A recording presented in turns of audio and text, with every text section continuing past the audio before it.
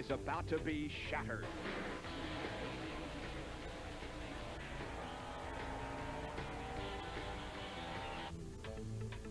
It takes 5,000 man-hours and about $75,000 to get one of these cars prepared to come here to Martinsville, and about 2 minutes to tear it all to pieces.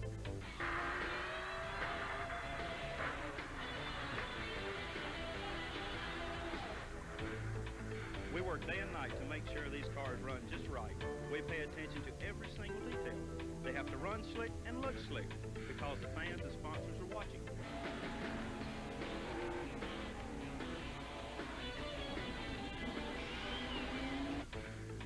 When the green flag falls, that's when the driver's work begins. But whenever the sheet metal starts flying and the fenders start flying, that's when our work begins.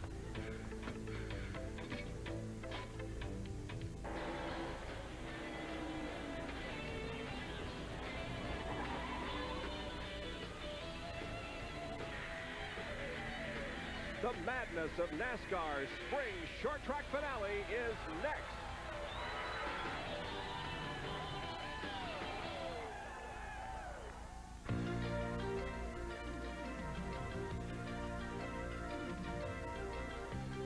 ESPN, the world's leader in motorsports coverage, presents Speed World.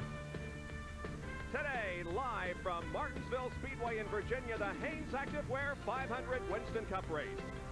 It's a cloudy Sunday afternoon. We have a cool breeze, temperature at 68 degrees, and there are showers in the area. Good afternoon, everybody. I'm Bob Jenkins, and welcome to Martinsville, Virginia, the final spring short track race for the NASCAR Winston Cup cars. Now, before we talk about this race, let's explain a little bit about what happened last week at the first Union 400 short track race at North Wilkesboro. There was some confusion. However, there's no doubt about it. Brett Bodine, driving the Quaker State Buick, did win that race at North Wilkesboro. Now, the confusion began late in the race when those that were running up front, including the number 3 car driven by Dale Earnhardt and the 17 car driven by Darrell Waltrip, made green flag pit stops. That gave the lead to Brett Bodine, and then the yellow came out for Kenny Wallace's crash down in turn 1. Now watch closely on the left as the green car of Bodine will pass by, and the pace car instead picks up Dale Earnhardt as the leader. NASCAR, however, quickly corrected their problem, and Brett Bodine went on to win his first Winston Cup race. As a matter of fact, he was able to pull away from Darrell Waltrip and Dale Earnhardt in the closing stages. So who might look good today here at this short track race? Well, let's get the answers from Benny Parsons and Ned Jarrett. Gentlemen? Well, Bob, there's some new drivers that have learned to mix it up on the short tracks because we have some new winners this year. Davey Allison, Mark Martin, and Brett Bodine. But there's one fellow, Benny Parsons, who has run awfully well, but he just can't get in victory lane. You got to feel for Jeff Bodine. He has been a dominant car all year on the pole position here this afternoon in Martinsville, but yet he doesn't have a victory in 1990. Some more drivers. Darrell Waltrip in the 80s won 34 short tracks events. Dale Earnhardt won 18. Rusty Walsh won 6. They've yet to win in 1990. Ned, it looks like we may be seeing a change in the guard. Well, those that have the best average so far this year are Mark Martin with a 3.0 average on the short tracks, Ricky Rudd with 3.3, and Morgan Shepherd with a 6.6 average. Now, folks, don't feel sorry for those drivers who haven't won so far because they will be a factor here today. But there are some factors that will come into play, and more on that. Here's Dr. Jerry Punch. Thank you, Dad. You know, the spoiler here today could be this new Goodyear radial tire. Goodyear has done such a great job with this tire. The cars are expected to be consistently fast all day long as opposed to slowing down with the old bias ply tire. This tire will roll very quickly into the corners. That could accentuate a problem we've always had here at Martinsville, and that is brakes. The brake pads may begin to go away. So a lot of crew chiefs said, well, to prevent the brakes from going away, we can put more gear in the car. The gear in the car will help slow the car down going into the corner. But more gear means more RPMs, and that could really punish the motor. So you could abuse the brakes, or you could abuse the motor here. The ultimate way to stop, if you have to in traffic in Martinsville, is this baby right here, the front grille and bumper section. A lot of these may be used up throughout the afternoon. For another area that may be a spoiler today, our John Kernan is standing in turn 2. Well, Jerry Punch, turn 2 has been especially tough on a lot of the drivers. You see, it's pretty bumpy through here. And with the radial, the tendency is once it starts to lose traction, well, it's awfully hard to save the car. So, Bob Jenkins, everyone's expecting turn 2 to be the place to watch this afternoon. All right, John. Well, long straightaways and the sharp corners, the characteristics of Martinsville Speedway, where in just a few minutes we'll be underway with the Hanes Activewear 500 Winston Cup race. Our Speed World coverage is being brought to you by Ford and your Ford dealer. Have you driven a Ford lately? By Quaker State, the Big Q is one tough motor oil.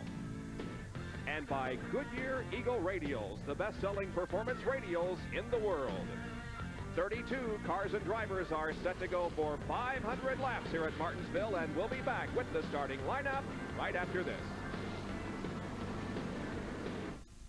If you care enough about your lawn to get a Craftsman mower, more power to you. Right now, our most powerful Craftsman self-propelled mower with 5 horsepower and 22-inch cut is just $2.99. And there's only one place to get it. Sears. After the scraping, after soothes, after the burning, after soothes, after aftershave skin conditioner. Nothing's more soothing after.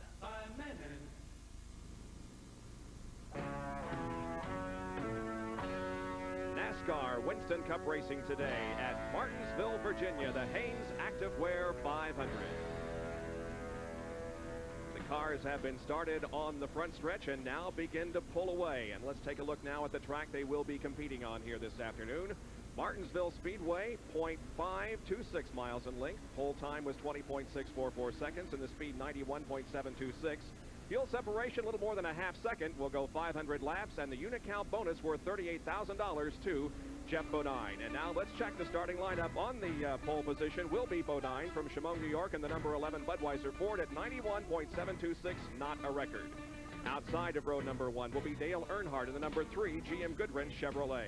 The second row in the Kodak Film Oldsmobile number 4, it's Ernie Irvin from Modesto, California. And Mark Martin from Batesville, Arkansas in the Stroh-Light Ford number 6. The third row, the Citgo Petroleum Ford driven by Dale Jarrett in car number 21. And Ken Schrader from Fenton, Missouri in the Kodiak Chevrolet number 25. The fourth row, the Tide Chevrolet driven by Darrell Waldrop, car number 17. Last week's winner, Brett Bodine, starts 8th in the number 26 Quaker State Buick. The fifth row is Dick Trickle from Wisconsin Rapids, Wisconsin, the Phillips 66 Trop-Arctic Pontiac, number 66. And then rookie candidate Rob Moroso from Madison, Connecticut, in the number 20 Crown Petroleum Oldsmobile. The sixth row, the Levi Garrett Chevrolet, driven by Ricky Rudd. And then the Motorcraft Ford, driven by Morgan Shepherd, car number 15. The seventh row is Bill Elliott, the number 9 Coors Ford. And Derek Cope, the Daytona winner, the number 10 Purelator Filters Chevrolet. The eighth row has Kyle Petty in the Peak Pontiac and Terry Labonte in the Skoal Classic Oldsmobile. The ninth row, defending Winston Cup champion Rusty Wallace in the Miller Genuine Draft Pontiac and Butch Miller in the IGA Chevrolet, car number 98. The 10th row, Davey Allison, the Texaco Haviland Ford number 28 and the Xerox Antifreeze Ford car number 7, driven by Alan Kowicki. And we take a look at the rest of the starting lineup as the field is now between turns 3 and 4 on its first warm-up lap. We'll go a couple of more times before getting the green flag, beginning 500 laps of racing here this afternoon. It is overcast. As a matter of fact, there have been a few drops of rain reported, but hopefully we'll be able to get this entire event here this afternoon. Here's the in-car camera from Dick Trickle's Trop-Arctic Pontiac. We have a couple of cameras in his car. As a matter of fact, 3 cameras. Just one inside. We have a face cam and also the side cam, a camera on the outside of the car. You're not going to believe how close. There it is. Folks, you're not going to believe how close he comes to the outside retaining wall. Now, we had a face cam last week, but it didn't work real well. In fact, it got jarred loose from its bracket. But if that thing stays on, it's going to give us some great shots. Also, in-car cameras today, riding with Mark Martin in the number 6 Folgers car, number 6. As you can see, he's lined up there behind Dale Earnhardt. And here's Harry Gantz in-car camera. He's behind the Sunoco Oldsmobile driven by Sterling Marlin. And we should be going green here in just a few moments, gentlemen, to begin 500 laps of racing on this Sunday afternoon. A huge crowd on hand here at Martinsville. Here comes the field down, and the green flag waves. We're underway.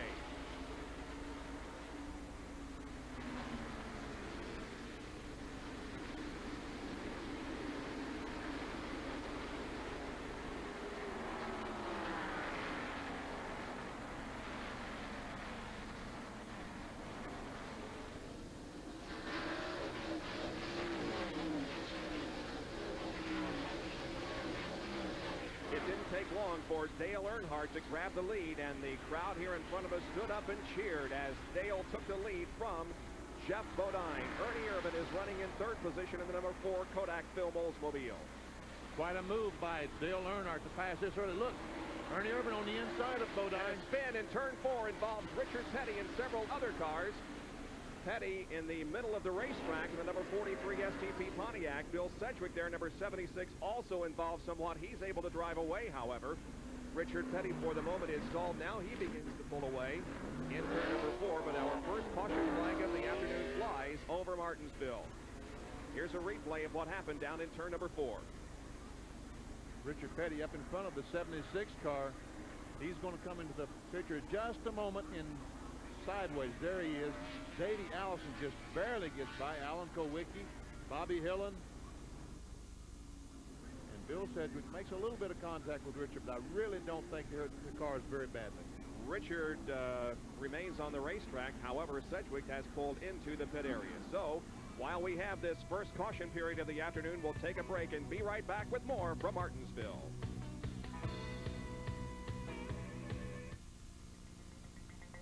The Ford Thunderbird.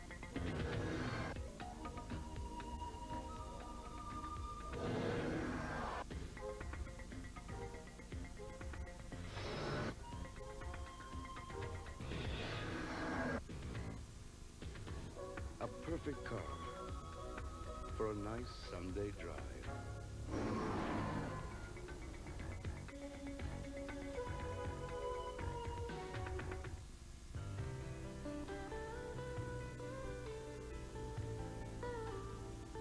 All of these championship-winning drivers have one thing in common: Goodyear Racing Eagles.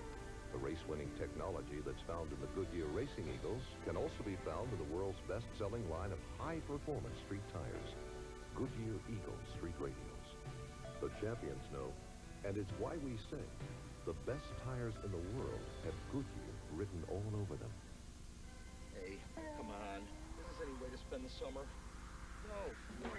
Make it a Bud summer with Budweiser, Bud Light, and Bud Dry. Chicken side 12 packs, and you could win one of 100 Bud label pools. Look for me, Jeff Altman, where you buy your favorite beer. We're giving away pools all summer long. It's wet. It's wild. It's Bud summer. Hey, man, you need sunscreen. You're starting to peel. Woo! The field in the backstretch having just taken the green flag for more racing here at Martinsville. Dale Earnhardt leads Jeff Bodine and Ernie Urban and Mark Martin. Urban once again looks to the inside of Jeff Bodine. He was trying to take that second spot away before we had our first caution of the afternoon, and now he tries again now that we're back under racing conditions. And it looks like he may be able to do so successfully. Davey Allison is in the pits with a brake problem. That accounted for the fact that Richard Petty spun down in turn number 4 because Allison was running right behind Richard Petty.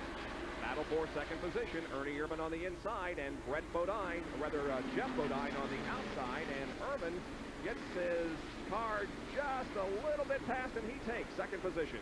Well, Jeff Bodine hung up there for a pretty good while, Bob. The inside groove here is the preferred line at Martinsville. Well, you fans have been asking for a way that you can hear from your favorite race driver, and we have come up with a system, the Sports One system. All you have to do is dial 1-900-226-1000. You can hear from Bill Elliott, Rusty Wallace, Dale Earnhardt, Junior Johnson, and Darrell Waltrip. They answer the question this week, what's your most memorable moment in auto racing? And they have some great answers. 1-900-226-1000. Calls are $1.95 for the first minute, $1 for each subsequent minute, and kids, please get your permission before dialing. Have another spin down off of corner number 4. That is Jeff Purvis in car number 12. He has been named as the replacement driver for Mike Alexander. Well, that 900 number, as we indicated to you, is being developed simply because you fans have been calling and writing to us and wanting to know if there is a way in which you can hear from your favorite driver and get a little bit of insight on what they're like personally rather than when they're on the racetrack. So that's the reason we've come up with this 900 number that we think you're going to enjoy. Second caution of the day, and it'll be one lap to go, Bob. These very short cautions, 4 spins, first by Richard Petty, this time by Jeff Purvis. Now let's go down to John Kernan and Davey Allison's pits.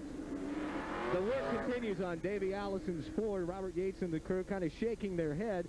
Well, they brought it in. He lost brakes on the front. They've been working on the front brake line, trying to get that fixed, and they've also been checking the toe in and toe out. He does have some of that familiar blue paint down the side, so you can see where he tangled with Richard Petty. And Davey just turned the steering wheel. Apparently there is a problem in the steering because he shook his head in disgust. They're putting the hood down, and he has not refired the car, but now he's trying to, so it looks like Davey's going to get back out into the fray.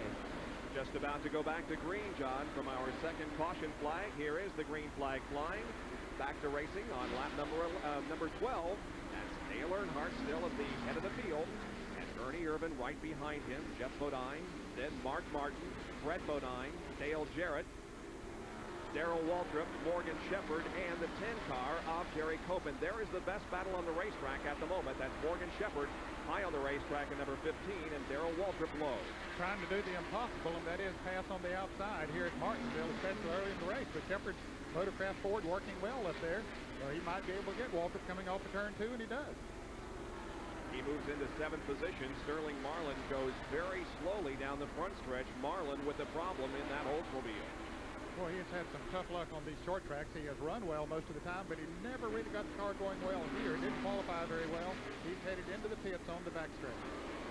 That car is without power, it looks like. So Sterling Marlin will go into his assigned pit on the backstretch after apparently losing power in the Sunoco Oldsmobile. And pulling in right behind him, there you see Jeff Purvis in the number 12 car. Meanwhile, Dale Earnhardt stretches out the advantage a little bit on Ernie Irvan.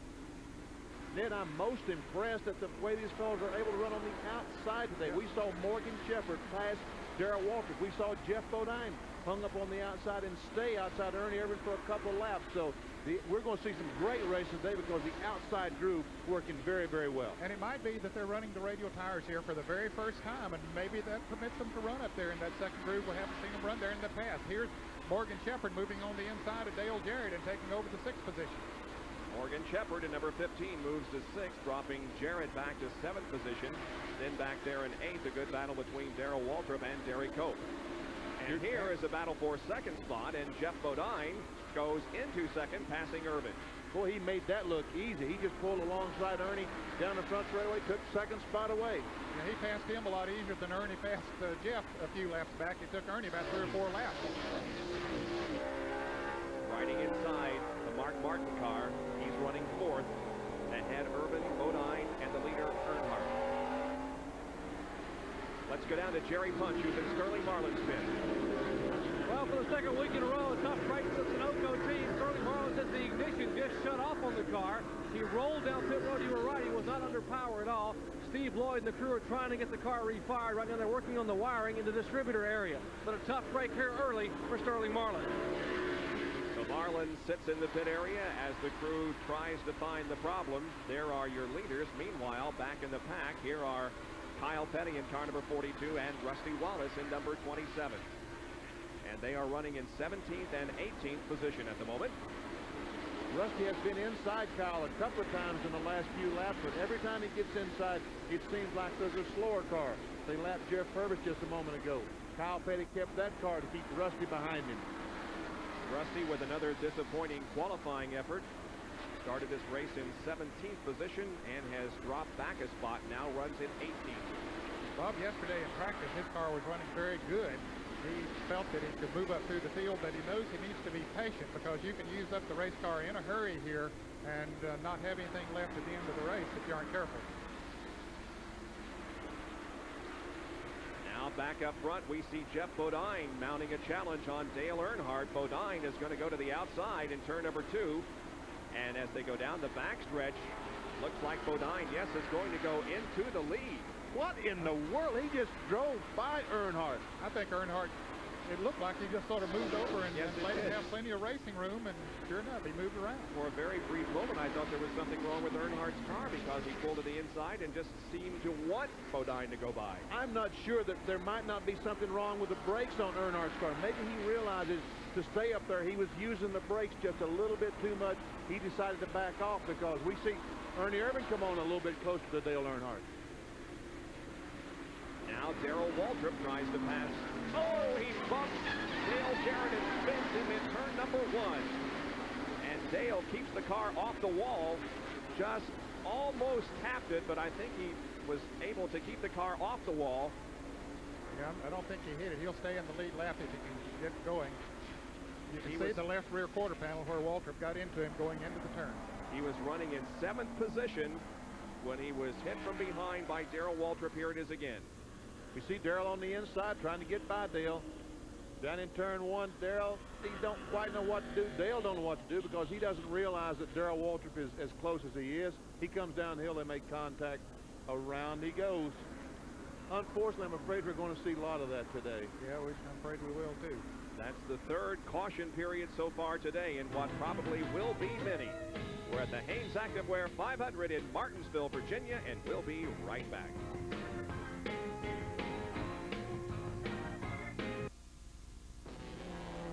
And there's the checkered flag. When the race is over, the scene begins. The Winston Cup scene. It's the largest and most informative NASCAR Winston Cup newspaper in the country. The pages of the Winston Cup scene are loaded with up-to-date information, insightful editorials and commentary, expanded coverage of each race, entertaining feature articles, the latest news, terrific photography, complete statistics, and even the gossip. To order your Winston Cup scene, call 1-800-323-0200. 45 great issues for only $35 per year. Act now will send you free samples of our other publications. Hey, Bill, checking out the scene? How'd I do? Well, let's see. Petty. Richard Petty? Why don't you take over? I'm into the scene. Why don't you get into the scene, too?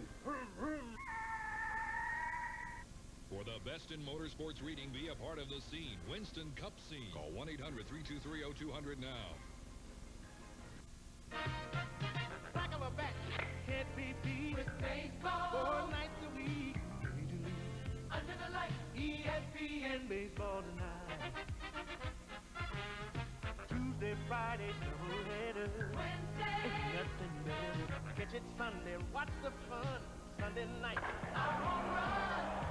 The Cubs take on the Dodgers on Sunday Night Baseball, live at 8 Eastern on ESPN. Baseball tonight. The Unical bonus money is up to $38,000. Jeff Bodine eligible for that. He was the pole sitter today, and he leads at this point as we are about to go back green from our 3rd caution period of the afternoon. Near capacity crowd here at Martinsville as they rise to their feet to watch the restart. Green flag is out. Earnhardt looked like he wanted to make a move there for a moment on the restart. And Jeff Bodine, but Bodine holds the lead.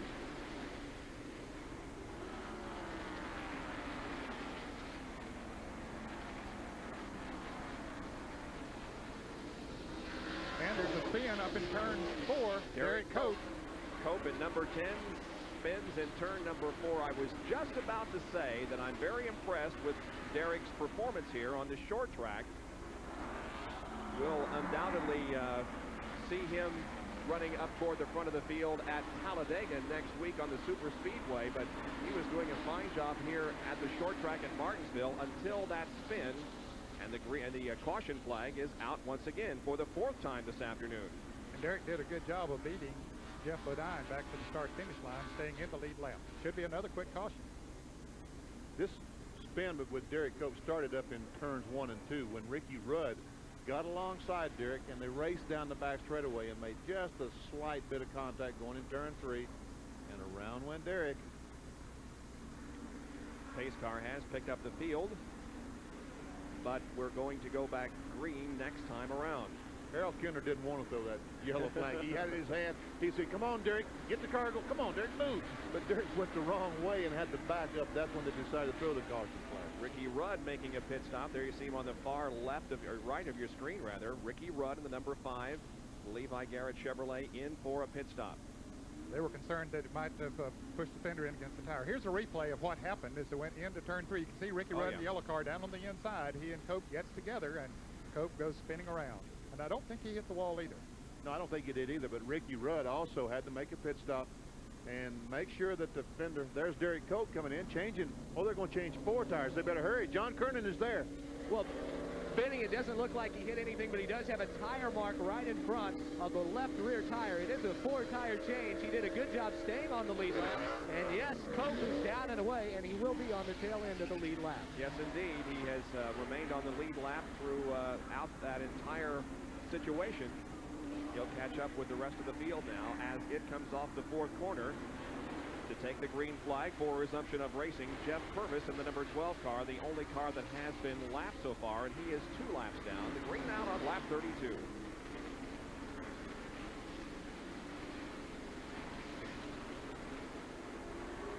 Battle for fourth position finds Brett Bodine going to fourth, passing Mark Martin. And he got some help from the slower car of Purvis. And now Earnhardt, once again, looking to the inside of Jeff Bodine at the end of the first turn, trying to take away the lead, but is unable to do so. Now Bodine able to pull out to about a 1-car length advantage. Earnhardt really gets going awfully well on the restarts. Now watch this camera that we have mounted on the side of Dick Trickle's Phillips 66 car. Watch as he comes off the corner and up against the wall. Ooh, down the street. No, don't hit. Oh. Wow, what a great shot from the outside of Dick Trickle's car. Gave us some great shots last year when it was mounted on Michael Waldrop's car, as we saw it have contact with several other machines out there on the racetrack. Today it's mounted on Dick Trickle's car.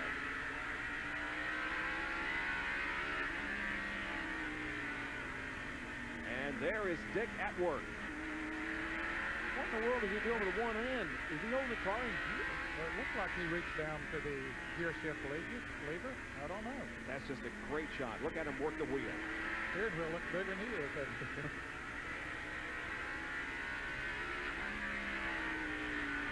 Goes to turn 3. In the middle of the corner, makes the car turn the other direction.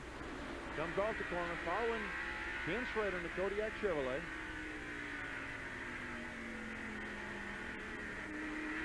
See, the car's bumper to bumper all the way up to third place.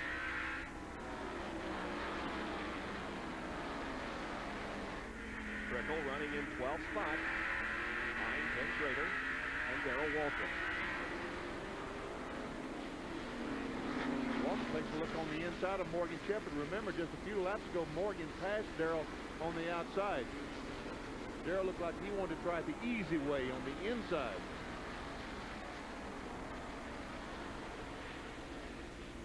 Let's go to John Kernan, who has a comment on Morgan Shepherd. Bob Morgan is running great. Donnie Wingo, the crew chief, I just talked to him moments ago, says Morgan is saving the brakes right now, but all systems are go. He's just settling in to a nice pace to save the brakes. He's in 6th position at the moment. Here comes Ken Schrader trying to take over 7th spot from Darrell Waltrip. Teammates battling it out here. I don't think they're thinking of that right now. They're not thinking about being teammates. Both drivers for the Rick Hendrick operation. We get a perspective of this battle from Dick Trickle's Phillips 66 in-car camera. And you can see just how hard these drivers drive in the corner and have to rely on the brakes to stop the automobile to keep them running in the back of the car in front of them. Back in Dick Trickle's car, as he watches Ken Schrader trying to make those moves up in front of him. You can see Darrell Waltrip's car go down on the inside. He was trying to make a move on Morgan Shepherd. You see how close they're all running together, trying to jockey for positions. And then when you're running that close together, you're using a lot of brakes, perhaps more than some of them want to at this stage of the race. I'm sure they are. The reason we aren't showing you the leader right now, folks, is Jeff Bodine has kind of checked out on Earnhardt. Yep. He has about a 15, 20 car length advantage on him as we watch the action back from about 4th on back. The yellow car that we saw just go by the screen is the 3rd place car of Ernie Irvin. Ken Schrader just behind Darrell Waltrip. We mentioned how they are teammates, and earlier in the weekend, we asked Ken Schrader, do you share information with your teammates? We don't share much information. Some of the things in the engine programs and stuff is shared back and forth.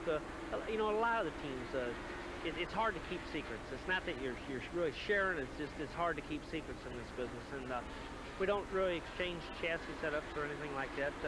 you know, we want to beat the 5 and the 17, but we don't want to beat them any more than we want to beat every other car out there. I mean, we might work with them a little more than some other team, but you know, there's not a lot of information shared. Matter of fact, the Hendrick cars in the point standings are 6th, 7th, and 8th. Waltrip is 6th, Rudd is 7th, and Ken Schrader in 8th position. Let's go to Jerry Punch concerning Dale Earnhardt. Jerry? Well, we're standing in the Earnhardt pits, and Richard Childress is here beside me, and RC, after Dale led a few laps early on, it looked like he moved over and let Bodine by. Is there a problem? No, Jeff just wanted to run a little harder than we wanted to this early. It's a pretty long race. We just didn't want to turn that many RPMs this early. Dale Earnhardt really maturing as a driver. As the current Winston Cup point leader, he wants to save those brakes and be there at the end. Indeed, Earnhardt 57 points ahead of Morgan Shepherd in the Winston Cup point standings as we enter this 8th race of the 1990 Winston Cup season. The top 10 here at Martinsville, Virginia in the Hanes Activewear 500.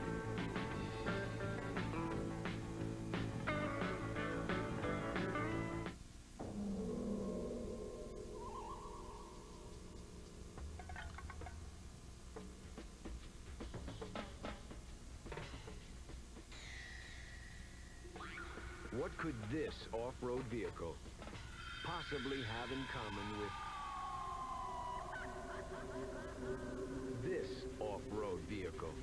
The same quality filter protection you can give your car from Purelator, the world's largest filter company.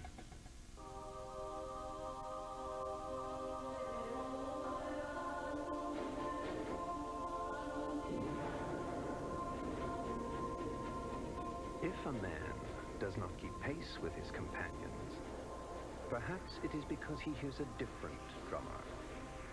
Let him step to the music which he hears, however measured or far away. BMW motorcycles, worth the obsession. The embarrassing miscues, the performances at peak, the unusual antics, the plays of the week. Tonight at 11 Eastern on ESPN Sports Center. Back at Martinsville, where Jeff Bodine and Dale Earnhardt running first and second, but boy, we have some great action back of them. Here is Morgan Shepherd, Ken Schrader, and Ernie Irvin battling it out. Irvin is caught on the outside line and is losing positions right and left. Well, see, you just don't... Well, here's the side cam from Trickle's car. He just don't realize how good the outside is, I don't think. Look how close these cars are as they exit turn 2. This is the back straightaway at Martinsville. Now Rusty Wallace has went by Ernie Irvin. Ernie just cannot get back to where his car is working best on the inside. Irvin dropped back to 10th position now. And Rusty Wallace moving up into 9th position from his 17th qualifying position, so he's on the move, Bob. Now Rob Moroso is behind Ernie Irvin. Moroso in the number 20 car, and behind him is the 7 Xerox Ford driven by Alan Kulwicki.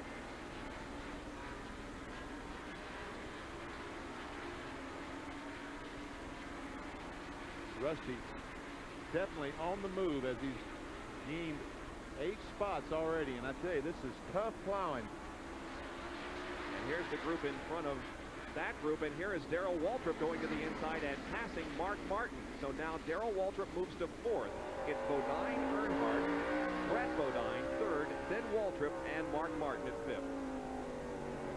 And then in 6th place is Morgan Shepherd. 7th is Kenny Schrader. 8th, Dick Trickle. Rusty Wallace 9th, Ernie Irvin 10th, Alan Kulwicki 11th. The battle for 12th, Bill Elliott and Rob Moroso.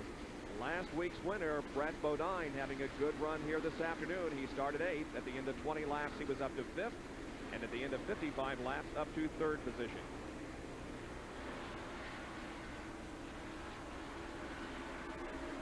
But Darrell Waltrip, the man who has really owned this Martinsville Speedway for the last several years. He's just won more races than anyone here. Won 4 out of the last 6 races of the race. Including the last 3 in a row. He really knows how to get around this racetrack. Driving maybe a little bit more aggressive in the early part of the race than we normally see him, but I guess his car is working that way, which allows him to do that. And here we are showing you the field once again. Watch for your favorite car and driver to pass through, and you can get an idea of where your driver is running in relationship to the leader. Here comes Richard Petty off the fourth corner along with Dale Jarrett. We'll do it once again. We'll just keep this shot here. Now here comes the leader. There is Jeff Bodine. There's second place Earnhardt. We're timing this lap by Earnhardt. Kowicki goes on the inside of Ernie Irvin. This the time you're seeing is Jeff Bodine, the leader in the Budweiser Ford. This is the time it's going to take him to get around this half-mile racetrack at Martinsville. Here he comes off the fourth corner, and the clock stops at 21.6 seconds for the leader, Jeff Bodine. That's a little less than a second slower than he qualified, which is not bad in competition because normally they tighten the car up a little bit for racing conditions as opposed to qualifying. As we see Darrell Waltrip now trying to make a move, and he does. And indeed, Darrell Waltrip now goes to third position. That time, by the way, computes to a speed of 87.66 miles an hour. Meantime, Morgan Shepherd, he tries to go on the inside of Mark Martin and does pass the Folgers Ford. Martin tried to get inside of Brett Bodine in turn 3, but Brett closed the door just before Mark got there. Morgan Shepherd goes to 5th, Martin back to 6th.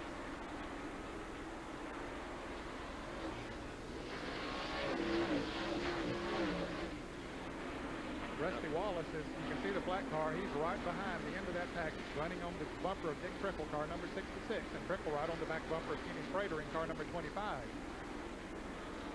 So Wallace continues to try to move towards the front. Hasn't won so far in 1990. The defending Winston Cup champion. Now looking out back of Dick Trickle's car. Looking back on Rusty Wallace. I'll tell you, these are two very, very good friends. Dick Trickle, Rusty Wallace.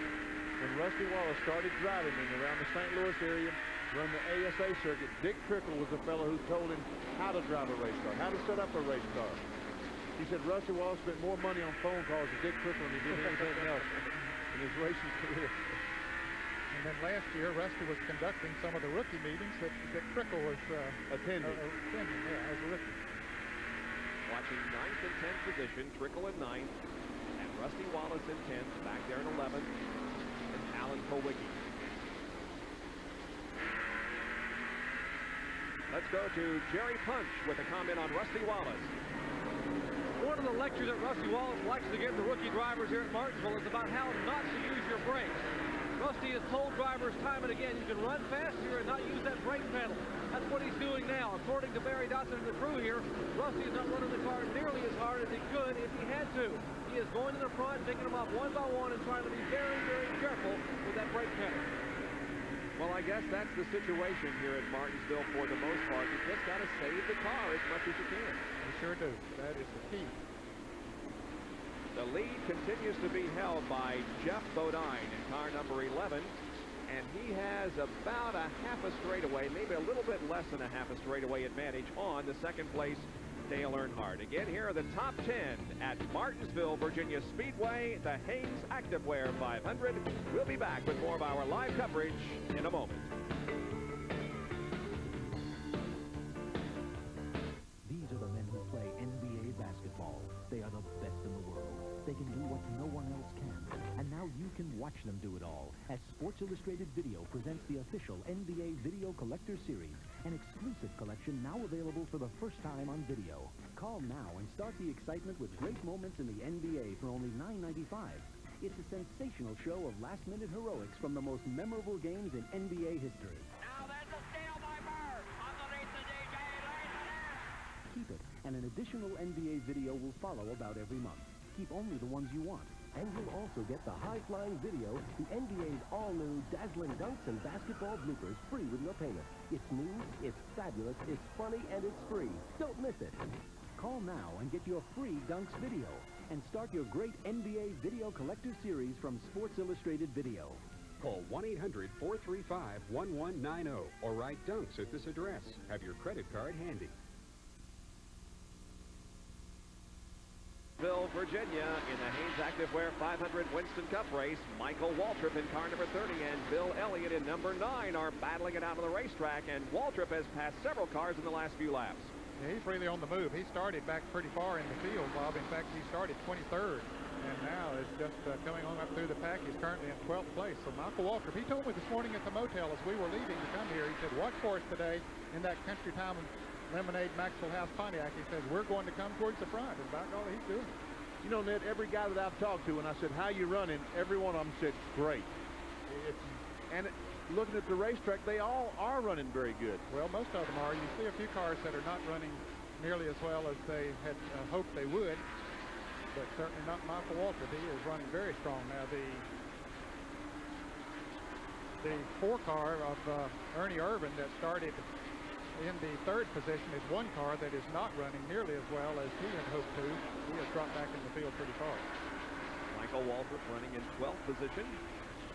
And there is Dale Earnhardt, and there is the leader. That's the interval between 1st and 2nd as Bodine has things well in hand here. He's putting a lap on Dale Jarrett in car number 21. Let's go to Jerry with some reports on the Bodine family. Jerry? Well, actually, sort of like father, like son. Last night, Barry Bodine, Jeff Bodine's 12-year-old son, sat on the pole and dominated his race at Liberty, North Carolina, a go-kart race. He jumped out of the go-kart, and Victor Land said, hey, where's the Unical money? Well, obviously, there was no Unical money last night, but he told Dad, hey, if I can do it, you can do it. So they sort of got a little bit of a momentum here today. We might also add that the 4th generation of Petty's was also racing last night. Kyle Petty's youngest son, Adam Kyler, was racing and has also won in go-kart competitions. There are 4 generations there. While I have it, I might want to mention that Dale Jarrett has a serious problem. His car is very, very loose, the Wood Brothers car, and is having difficulty keeping the car up to speed. He has already now been lapped, just been passed by Jeff Bodine. We'll also mention the car number 4 you were speculating about. That's the Ernie Irvin car. His car is very loose as well, and he is dropping back. Yes, he indeed is dropping way back, and the 17 car of Darrell Waltrip is moving up. He has passed Dale Earnhardt, and Waltrip now in 2nd position. By the way, Goodyear will be donating a check for $1,000 to the Winston Cup Racing Wives Auxiliary in the name of our pole sitter, Jeff Bodine. Darrell Waltrip is on the move. I tell you, another car's on the move. We talked about him a moment ago, Rusty Wallace. We'll get back to him in a second, folks, but he's up in 6th spot already. We're watching, there he is. We're watching just close in on the back of Morgan Shepherd, up to 6th from 17th starting position. Make it 5th now. He has moved around Mark Martin. So he really is on the move. Wow. You know, we talked about the fellows that dominated in the 80s. Darrell Waltrip, Rusty Wallace, Dale Earnhardt. Folks, they're coming to the front. They really are. They know how to get around this racetrack and what it takes to win. And so they're moving right along. Rusty Wallace started 17th. Was up to 13th at the end of 40 laps and is currently 5th as we have completed 78. He is all over Morgan Shepherd. That looks like the Rusty Wallace of old. So far in 19, there he moves right on the inside of Morgan Shepherd and takes over 4th position. So far in 1990, you know, he just hasn't shown the form that he has the last few years, but they have been working very hard. Barry Dotson, the crew chief, Jimmy Maycar, Harold Elliott, the engine builder, and all of that. For more on that, let's go to the 5th Jerry Punch. Well, Ned, they've been trying some experimental stuff, and you and I both know that sometimes you can out-engineer yourself as far as a race car. They've been the dominant car in the handling department because of the wizardry of Barry Dotson and Jimmy Maycar over the years. Last week at Wilkesboro, they tried a different 3-link setup, a 3-link hookup for the rear end. This week they went back to the old setup. They took the same race cars with the rear end out from under, went back to the old long trailing arm. Back to the basics is what they call it, and apparently the basics are paying off here for Rusty Wallace. Indeed, Rusty Wallace in 4th position now as he closes in on the 21 car of Dale Jarrett. Now, Jared, when Darrell Waltrip spun him going into turn 1, came in, they changed the right side tires on the Citgo Ford and didn't change the left side. Now, what that has anything to do with it or not, I don't know. Has a new associate sponsor on the Citgo Ford today, the GE Electronic employees of Lynchburg, Virginia, and one of their electronic departments associate sponsor on that car. Let's go to John Kernan, who's with Jeff Hammond, the crew chief on this car. Jeff, Darrell is moving through traffic very well. Is he using up the car at all? Is he taking it easy? Well, right now we've been on him to try not to use up very much of the tires or the brakes, and he's pretty smart about doing that.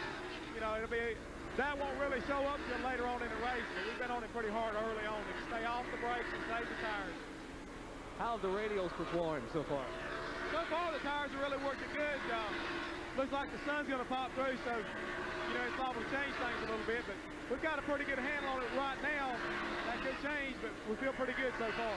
Well, we are early on in the race, but for right now, it looks like Darrell Waltrip is poised to make a bid for his 4th straight victory at Martinsville. And look at this battle. Great Rusty battle Wallace. for 3rd spot here. It's Rusty Wallace passing Dale Earnhardt, and Rusty has moved all the way up to 3rd. Didn't look like Earnhardt challenged him too much. He gave him the racing room he needed up on the outside.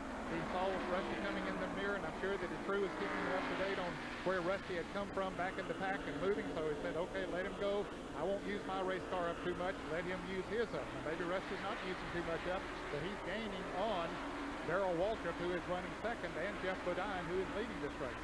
Very impressive movement toward the front for Rusty Wallace. Do you have to be more cautious on the track now, since your team has been struggling so much in the early part of the 90 season? You know, I feel bad that we haven't been doing as good as I like to the very first part of the year, but I think that I sit down and I look at each individual race. People look at the finishes, they look at the overall picture, and they go, man, this thing's going terrible for them. But there's a reason for everything that's happened. There's been bad luck in 3 of those races that brought me from 2nd to points back to 11th. Well, I got the same crew, the same people, engine builders and everything. We got good tires. We got everything we need. We got all the surplus. We just got to get a little luck on our side right now. And believe me, we're down. We're not out. We're not going to quit. And it appears as if the luck is smiling on Rusty Wallace this afternoon. He is in 3rd and closing in rapidly on 2nd place, Darrell Waltrip. Yes, he is definitely gaining on him. No question, the Miller Pontiac of Rusty Wallace is running well. Here's the leader, Jeff Bodine, the Budweiser Ford, and Junior Johnson is not here today. Normally he would be here, but a sad situation on Friday night. Brent Cothran, who Junior and Flossie Johnson raised really from boyhood, just like a child of his own, was killed in an automobile accident, and certainly our sympathy goes out to Junior and Flossie and Brent's parents and all who are involved. There's Jeff Bodine running behind Ernie Irvin. Now we'll see how close the 17 car is to Jeff. There's the 2nd place car of Darrell Waltrip. Car smoking over in the 2nd corner is Terry Labonte. And there you can see the 3rd place car on the right side of your screen. That's Rusty Wallace. So there are the intervals, and here is Terry Labonte as he pits on the backstretch. Some smoke is seen from that #1 Oldsmobile, and Terry Labonte is bringing it in for a look-see by the crew.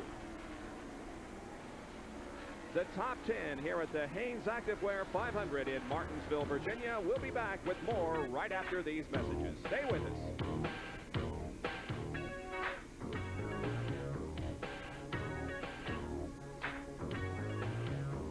In 1909, George Pepperdine founded Western Auto with a mail order flyer for Model T parts. Now, Western Auto has become the leader for auto parts and service in America. And today, Western Auto has joined Winston Cup Racing as the official auto parts and service store of NASCAR. This week at Western Auto, get AC standard or resistor spark plugs for just 88 cents each. Remember, AC plugs don't just fit, they match. Now it's official. Gentlemen and ladies, start your engines at Western Auto.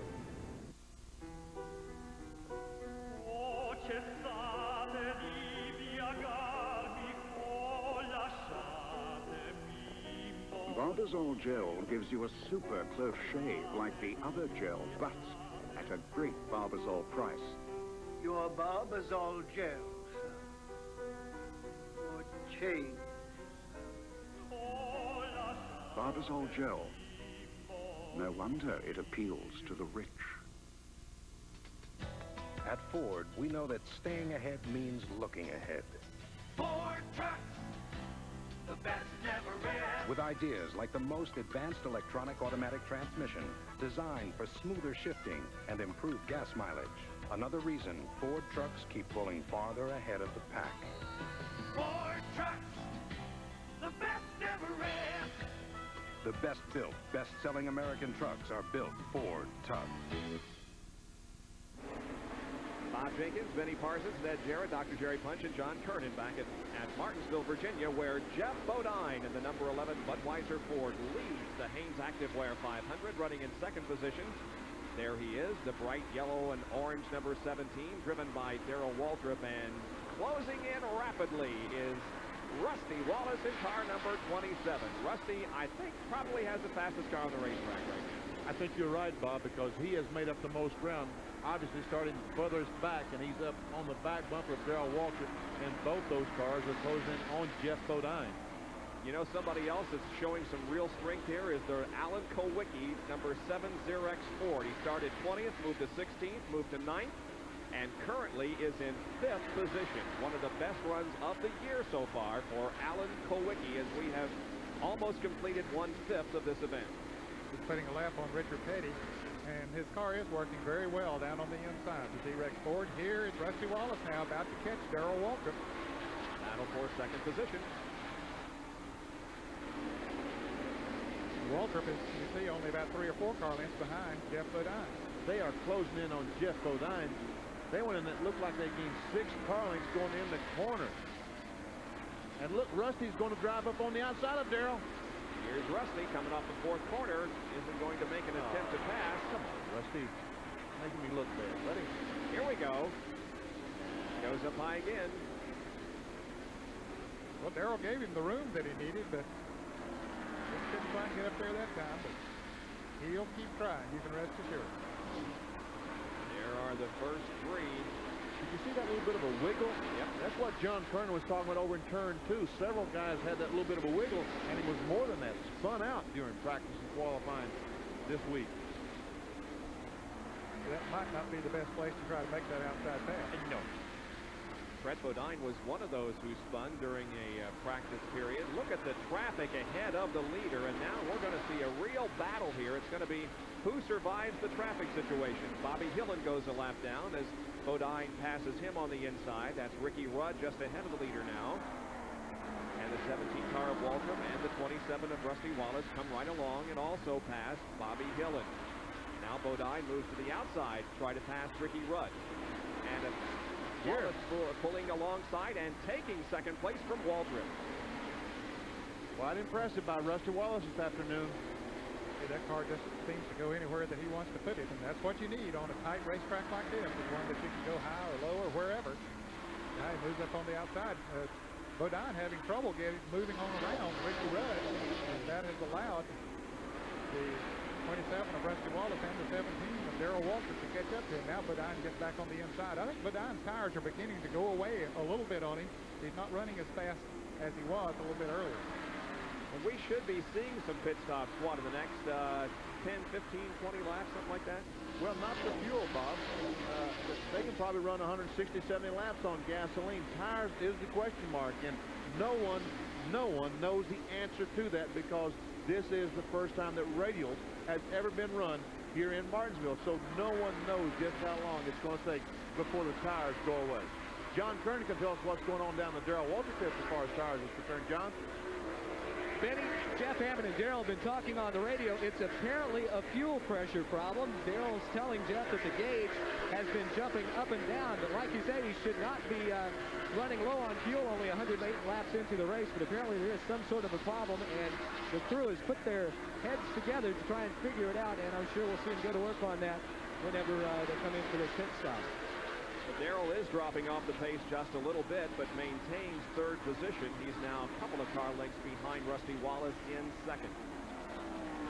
Now there are 17 cars on the lead lap. Jeff Bodine trying to pass Dave Marcus, who is currently in the 17th position. Here's a good battle. The 66 car is Dick Trickle. He's 7th. Then comes the 15 of Morgan Shepherd. And the 6 car of Mark Martin behind the Morgan Shepherd automobile.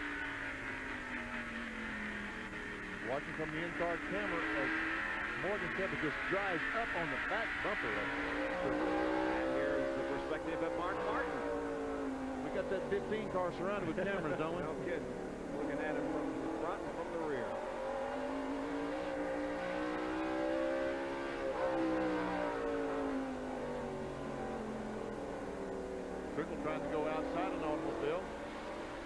the Jeff Purvis car. And look on the, see that yellow car right on the back of 6?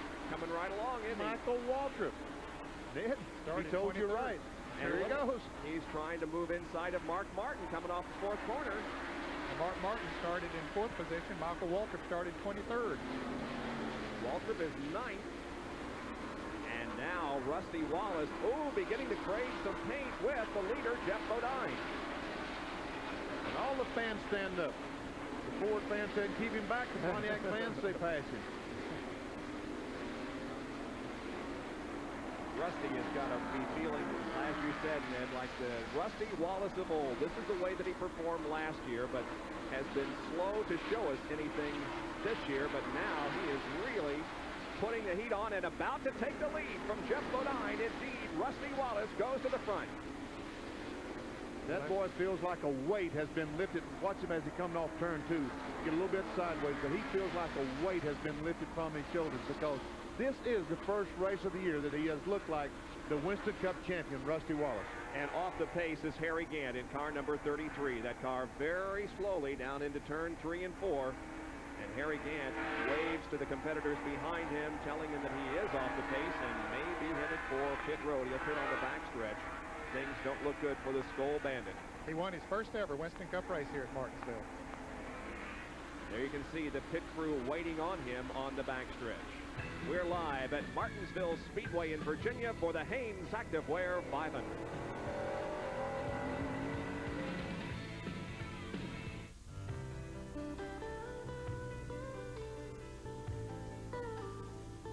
All of these championship-winning drivers have one thing in common: Goodyear Racing Eagles. The race-winning technology that's found in the Goodyear Racing Eagles can also be found in the world's best-selling line of high-performance street tires, Goodyear Eagle Street Radials. The champions know, and it's why we say the best tires in the world have Goodyear written all over them. Out of the night that covers me, I thank whatever fates may be for my unconquerable soul.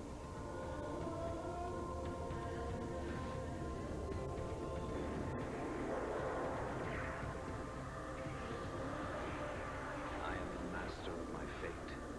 I am the captain of my soul. BMW motorcycles, worth the obsession. Live, high-speed excitement that drives fans wild. The Indy 500 time trials. 97 entries, battling for 33 starting positions. And only speed will set them apart. And it's a new track record. The thrills of Indy, Sunday, May 13th, live on ESPN. The top 5 at the end of 120 laps here at Martinsville. It's Rusty Wallace, Jeff Bodine, Darrell Waltrip, Alan Kowicki, and Dale Earnhardt. And tonight at 8 o'clock here on ESPN Live, the Chicago Cubs against the Los Angeles Dodgers as Sunday Night Baseball happens here on ESPN. The Cubs, of course, the defending National League champions. They'll be in action against the LA Dodgers. Join us at 8 o'clock tonight live here on ESPN. The number 33 car of Harry Gant is on pit road, as is the Rick Wilson car. Well, Wilson came out of the pits. He only changed right side tires, Bob. But the Harry Gant car, you can see looking out through his windshield there that they're apparently trying to cool the car off. The hood is up on the car, and now we see it from the outside. That's brakes they're trying to cool off. Oh, okay. Obviously, Harry's brakes have went away, and they've got a garden hose trying to cool them down. Jerry Punch is with Barry Dotson, the crew chief, on Rusty Wallace. He's the leader of the race. Couldn't give this team any better medicine to see Rusty go in the lead a minute ago. Here with Barry. Barry, the car is really dialed in. What have you guys done? The car running so well. We haven't done anything. The biggest thing is we haven't forgotten how to race. We've had some tough breaks in weeks past, and we work hard. We're working hard. We're trying to get back on top, and everything's working well right now. After he took the lead, you were talking here. What'd you say to him? I told him take it easy a little bit. You know, we got ahead of Jeff, and I said, well, everything's just going great. Just hang on, do a good job. From 17th to the front, now they want him to back down and take care of those brakes. Hey, by the way, most of the lead cars are expecting to pit somewhere around lap 150 to 155. Has to be a great psychological burden lifted from Rusty Wallace. Look at this battle for 5th position. It's Dale Earnhardt and Dick Trickle at number 66, and you saw that they were about a half a lap behind the leader. Ooh, Trickle with a little wiggle coming off the second corner, but he is trying to get to the inside of Earnhardt and take over 5th. As that turn 2 we talked about, as the car came off the corner, got a little bit loose. He's on the inside of Earnhardt going down in turn 1. And Dick Trickle pulls alongside of Dale. They race through the corner side by side, come off of it. They're still side by side. No one able to gain an advantage. Trickle now with about a half a car length advantage, but Earnhardt comes back on the high side. And Trickle crosses the stripe with about a half a car length advantage on Earnhardt, and now Morgan Shepherd's going to try to follow in that hole that Dick Trickle has started. And look, right behind them was Michael Waltrip in the yellow car. He continues to march towards the front. Now Shepherd drives hard into turn 3. Earnhardt hanging tough up there on the outside. 5th, 6th, 7th, and 8th here. Looking back now out of Dick Trickle's car.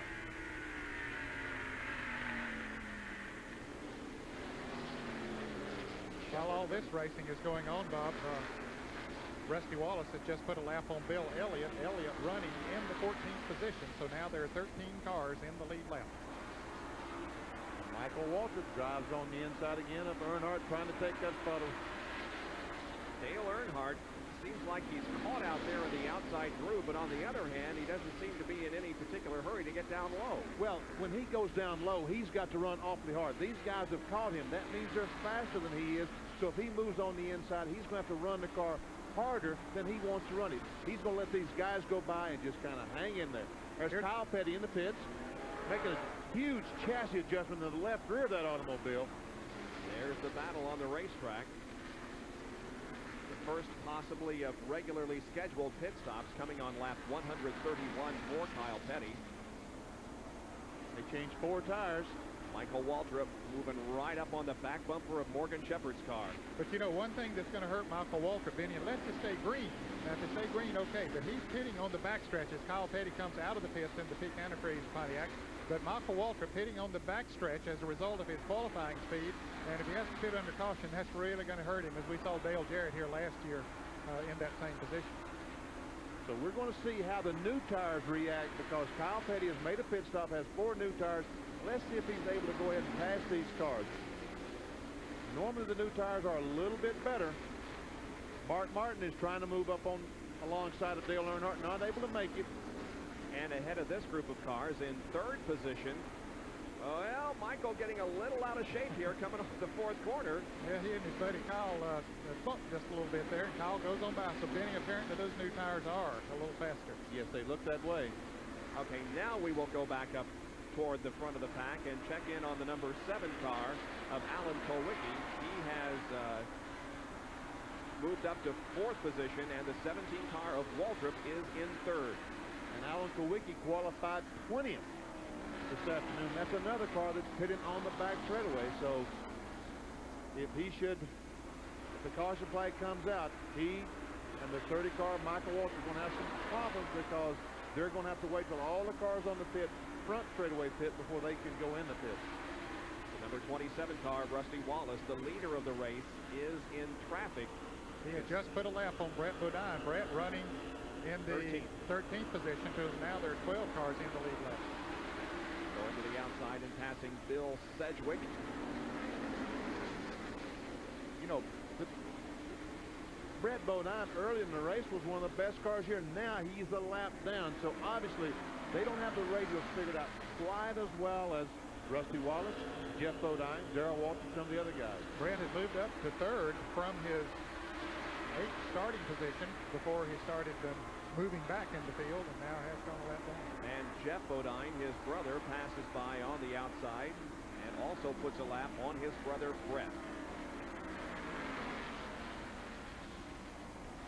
There's the interval between 1st and 2nd. There is Wallace. The 2 cars separates 1st and 2nd. That's Rick Mast. He is not on the lead lap.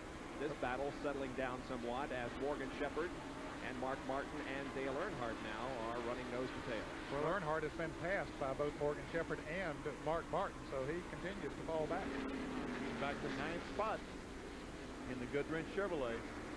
looks like most of the cars are loose. In other words, they're trying to spin out. The cars, as they come off the corner and they get on the accelerator, the cars are wanting to spin the rear tires too much. The cord you see hanging on Mark Martin's car is the power cord for the radio that hooks on the helmet. That's how he's able to plug in the radio. We can see it there dangling beside his head.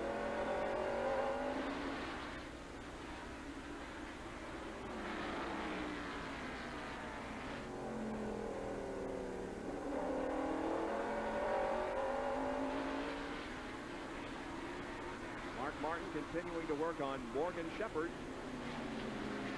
as Rusty Wallace continues to lead this race. He's passing the king, Richard Petty, once again, and dropping the king another lap down.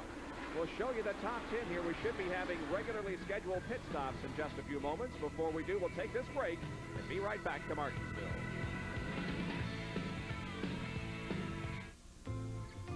Ford Trucks.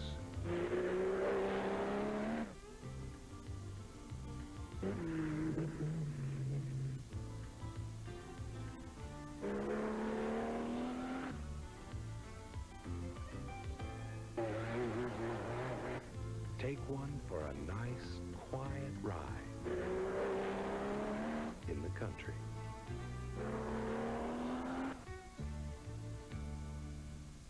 If you care enough about your lawn to get a Craftsman mower, more power to you. Right now, our most powerful Craftsman self-propelled mower with 5 horsepower and 22-inch cart is just $2.99. And there's only one place to get it. Sears. I don't want you to love me like you used to do. Commitment. What did she call the last 11 months? My hair feel curly and my eyes feel blue. That's the way she wants it. Hey, if she can go her way, we'll go our way. You know what I mean? One day it could all come down to a few inches. For those few inches, it's good to know you have Goodyear tires. You think someone's trying to tell us something today? That's why we say the best tires in the world have Goodyear written all over them. She gets another shot. Lots of motor oils claim to be tough. Quaker State puts it in writing. Ask your participating service center about Quaker State's tough lubrication guarantee. Only a tough motor oil can make a guarantee this tough. Quaker State is one tough motor oil.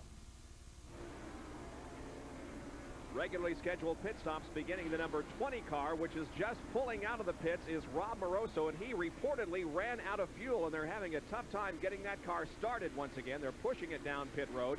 Meanwhile, Mark Martin's crew goes to work on the Folgers Ford and changes all 4 tires on that car. Ricky Rudd is also in the pits. And the 7 car has passed Darrell Waltrip and takes over 3rd. Doing it on the outside. Waltrip gave him room, and Allen just moved up on the outside and moved around. They go in the turn 1. There's Ricky Rudd and Mark Martin exiting the pits. Now, Mark Martin should be able just to drive away from the 7 and 17. Look, Darrell's going to try it back on the inside. Well, you know, talking about Rob Moroso out of gas, he came into the pits on lap 143. That's not getting very good gas mileage. Normally, you can go about, what, 170 to 175 laps here? I would say that the pickup in the fuel tank is in the wrong spot. The fuel, there was some fuel in the gas tank, but it got away. Dale Earnhardt coming into the pits into Goodwrench Chevrolet. Jerry Punch is there. Scheduled pit stops for Dale Earnhardt in the Goodwrench car. The crew going to work on the right side of the car. They want to run about 148 to 155 laps on fuel, according to what the crews are telling me here. They have changed right side tires. 2-tire change. 11.7 seconds. He is down and away.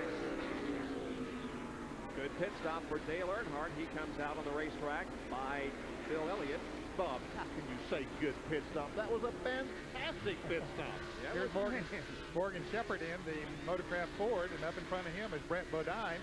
4-tire change for both of those drivers. Bodine gets his service and goes away as Morgan, and you can see one of the crew members making a chassis adjustment on the left rear of Morgan Shepherd's car. And here's Morgan, it is the leader coming into the pits, and Jerry Punch is there. Rusty Wallace will bring the Miller Genuine Draft Pontiac off pit road, and we're going to work on the right side of the car. Remember, Earnhardt took on only 2 right side tires. It looks like that's what Wallace will do likewise.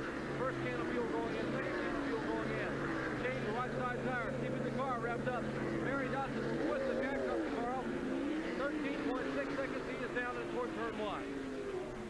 And Jerry coming right at you is the car number 11.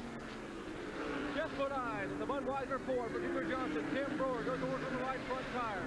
Pete Rice and Jack beneath the car. Mike Hill. You hear the air rushing in the background as they're trying to get those lug nuts off. Brewer now has the right front tire in place. The Jack has been twisted. And they will come around and change the left side tire. The only one of the lead cars thus far to make a 4-tire change. The clock now still ticking away as Bodine gets in the car. Left front tire going down this rear. 22.9 seconds of good pit stop here for the Budweiser crew. And he gets 4 new tires, whereas everybody else just took on 2 tires. And we'll see what a difference that makes. The leader is Alan Kowicki in car number 7. Here he is off the 4th corner. Second place is Darrell Waltrip there in car number 17. Kyle Petty, who has made a pit stop, and there's Alan Kowicki going into the pits on the backstretch for his service in the Z-Rex Ford. Let's see if they opt to take on 2 or 4 tires. They go to the right side. They're changing 4 tires as well. They're taking the lug nuts off the left side as we watch them. And you can see a chassis adjustment being made on that.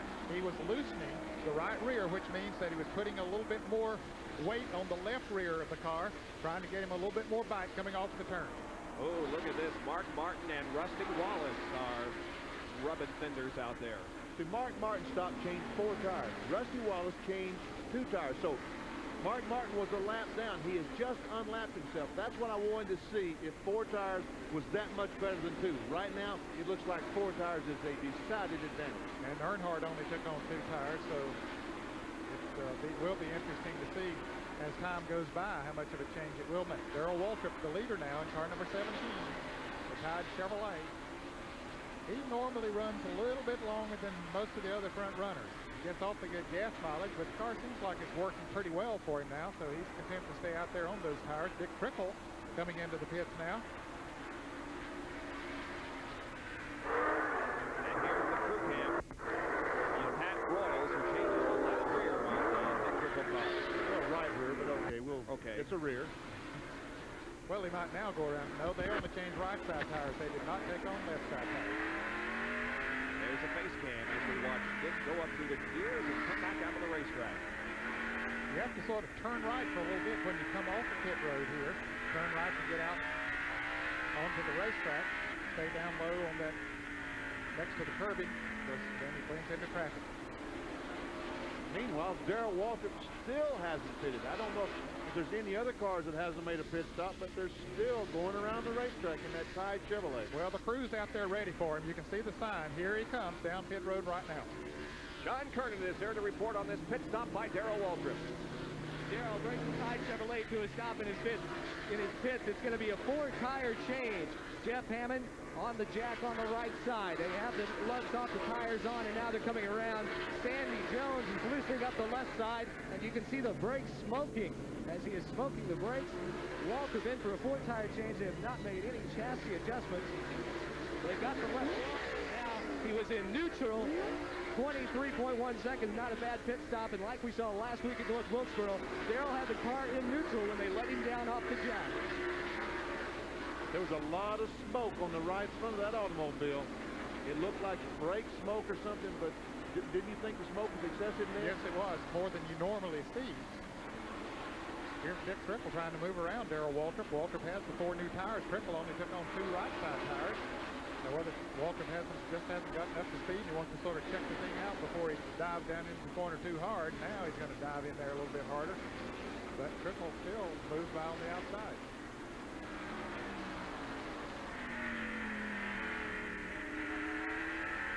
Yeah, goes up on the back bumper.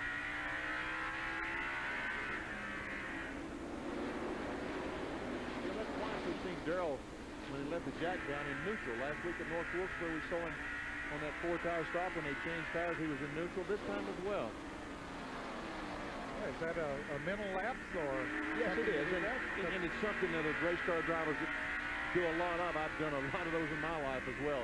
They let the jack down, and you're in such a haste to get going, you forget that you haven't put the car back in gear. You're sitting there in neutral. Let's go down to John Kernan. What about that smoke that we saw from Darrell's car, John? Well, Bobby, it's no problem. What there is there's a little bit of oil. Benny and Ned might be able to tell you about the reasons why, but after they make the first pit stop and they bring those tires in, you can see it's still smoking. There's just a little bit of oil around the wheel, and the wheels heat up quite a bit here on this track, and it's just burning it off.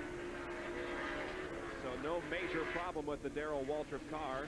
There's some of the Goodyear radials that are being used here this afternoon at Martinsville for the very first time. Darrell Waltrip desperately trying to get by Dick Trickle because why he wants to get by so bad, Rusty Wallace is not that far behind him to put him a lap down. Remember, Rusty Wallace only changed 2 tires.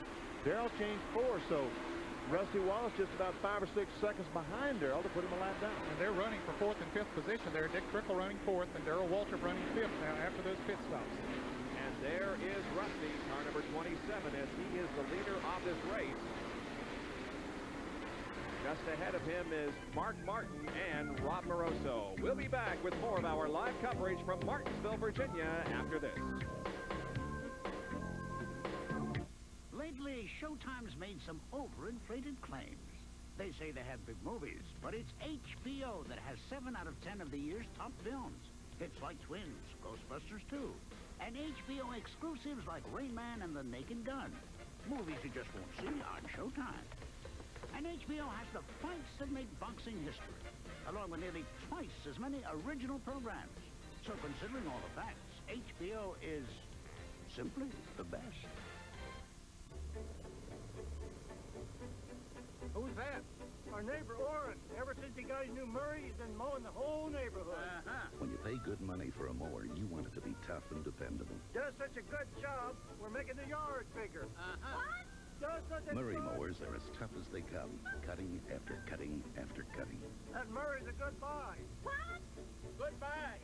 Oh, say hello to Edna. Murray mowers, tough as they come. The Ford Thunderbird.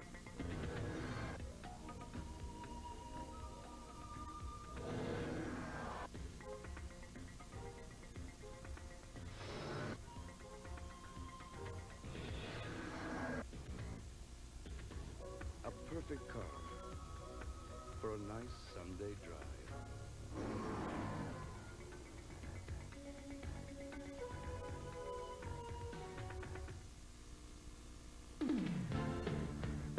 Welcome back to the Hanes Activewear 500 Winston Cup race from Martinsville Speedway in Virginia, located in the beautiful Blue Ridge Mountains.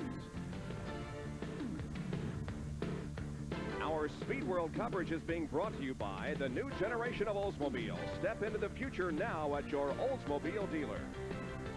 And by Budweiser, Beechwood aged for that clean, crisp taste. This Bud's for you. Rusty Wallace leads the Hanes Activewear for 500 at the end of 173 laps. And here is Darrell Waltrip and Dale Earnhardt and Dick Trickle running very close together on the racetrack in the battle for third position. And Darrell Waltrip just took it over from Dale Earnhardt. Dale Jarrett pulled the Citgo Ford behind the wall. Running in second spot behind Waltrip is Jeff Bodine, and then comes the 17 of Waltrip. And there's Rusty Wallace. Most impressive, Rusty Wallace changed 2 tires. Mark Martin changed 4 tires. Rusty Wallace has repassed Mark and put him another lap down. Here's our Big A Auto Parts pit stop performance on Rusty Wallace. This was a 2-tire change. The driver 13 seconds, the crew 13.7 for a total of 26.7 seconds. Now the result of all that, well, he pitted on lap 151, came in the lead, and went out in the lead. So he maintained his position during that pit stop. Now Alan Kowicki, on the other hand, took on 4 tires as he passes Dale Earnhardt. His Big A Auto Parts pit stop performance showed it took him 12.3 seconds, and the crew 26.3 to change 4 tires for a total of 38.6. And the result was in 4th, out in 6th. So he took on 2 additional tires and lost 2 positions. That's not too bad. He's already got one of those positions back when he passed Dale Earnhardt. I think I misspoke a little bit when I said that Mark Martin was another lap down. He's only 1 lap down. but he is, in fact, a lap down. Rusty Wallace with 2 tires, able to pass Martin. And there are 6 cars now on the lead lap. Alan Kowicki is the last car on the lead lap, running in 6th. Well, now, of course, he has been passed, or has passed Dale Earnhardt, so Earnhardt's the last car on the lead lap at the moment, and Bob is only about 2/3 of the back straightaway in front of Dale Earnhardt from going a lap down. I'm talking about, I should have said from Rusty Wallace. Earnhardt crosses the start-finish line, and here comes Rusty Wallace, and Rusty is only 2 6/10 seconds behind him. Put a lap on him. Let's get out to Jerry Punch, who's with Dale Jarrett, in for a behind-the-wall stop. Jerry? Well, Bob, as you can see, they have the car jacked up, and Dale still sits inside the Cisco Ford. Dale, what's the problem with the car? Well, we've either got a clutch problem or the ratchet in the rear end's come out of it. It's just spinning the wheels all the way down the straightaway. It seemed to happen after Darrell spun me out over there. First of all, I don't know what he was doing that early in the race. It wasn't like I was holding him up or anything, and he hit me in the left rear quarter panel there and just turned me around. Maybe I did something when the car was spinning there, but it hasn't run right since. I don't know if we can fix it or not. It just keeps revving the engine up more and more. Tough break for Dale Jarrett. He qualified so well, was running up front early on. Dale, of course, still in substitution for Neil Bonnet, who continues to make progress from his bout with amnesia following a crash during the Trans-South 500 at Darlington. The 15 car, Morgan Shepherd, is not on the lead lap anymore. He's right behind the leader and would like very much to get that lap back. Yes, he has passed Mark Martin, who is a lap down, and is coming up on Rusty Wallace. Now, Morgan Shepherd did take on 4 tires and made a chassis adjustment on the Motorcraft Ford, so they're catching Dale Earnhardt, who is the last car in the lead lap. Ricky Rudd running right behind Dale. Then comes Richard Petty, and then the leader, Rusty Wallace. Of course, we mentioned there are 6 cars in the lead lap currently. Rusty Wallace the leader, Jeff Bodine running 2nd, Darrell Waltrip 3rd, Dick Trickle 4th, Alan Kowicki 5th, and Dale Earnhardt in 6th place. Morgan Shepherd now in 7th. The car right behind Rusty Wallace, and we're trying to get his lap back, but so far has not been successful. So Rusty Wallace continues to lead here at Martinsville, and in fact is what you might call dominating this race at the moment with 185 of 500 laps completed.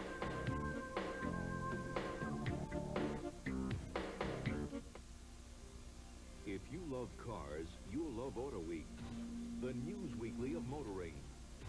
Every week, Auto Week puts you inside the world's most exciting cars: GTs, sports sedans, collector cars, 4x4s, front drivers. Auto Week makes you an insider with industry news, personality profiles, old cars, columnists, the best classified anywhere. And nobody covers racing like Auto Week.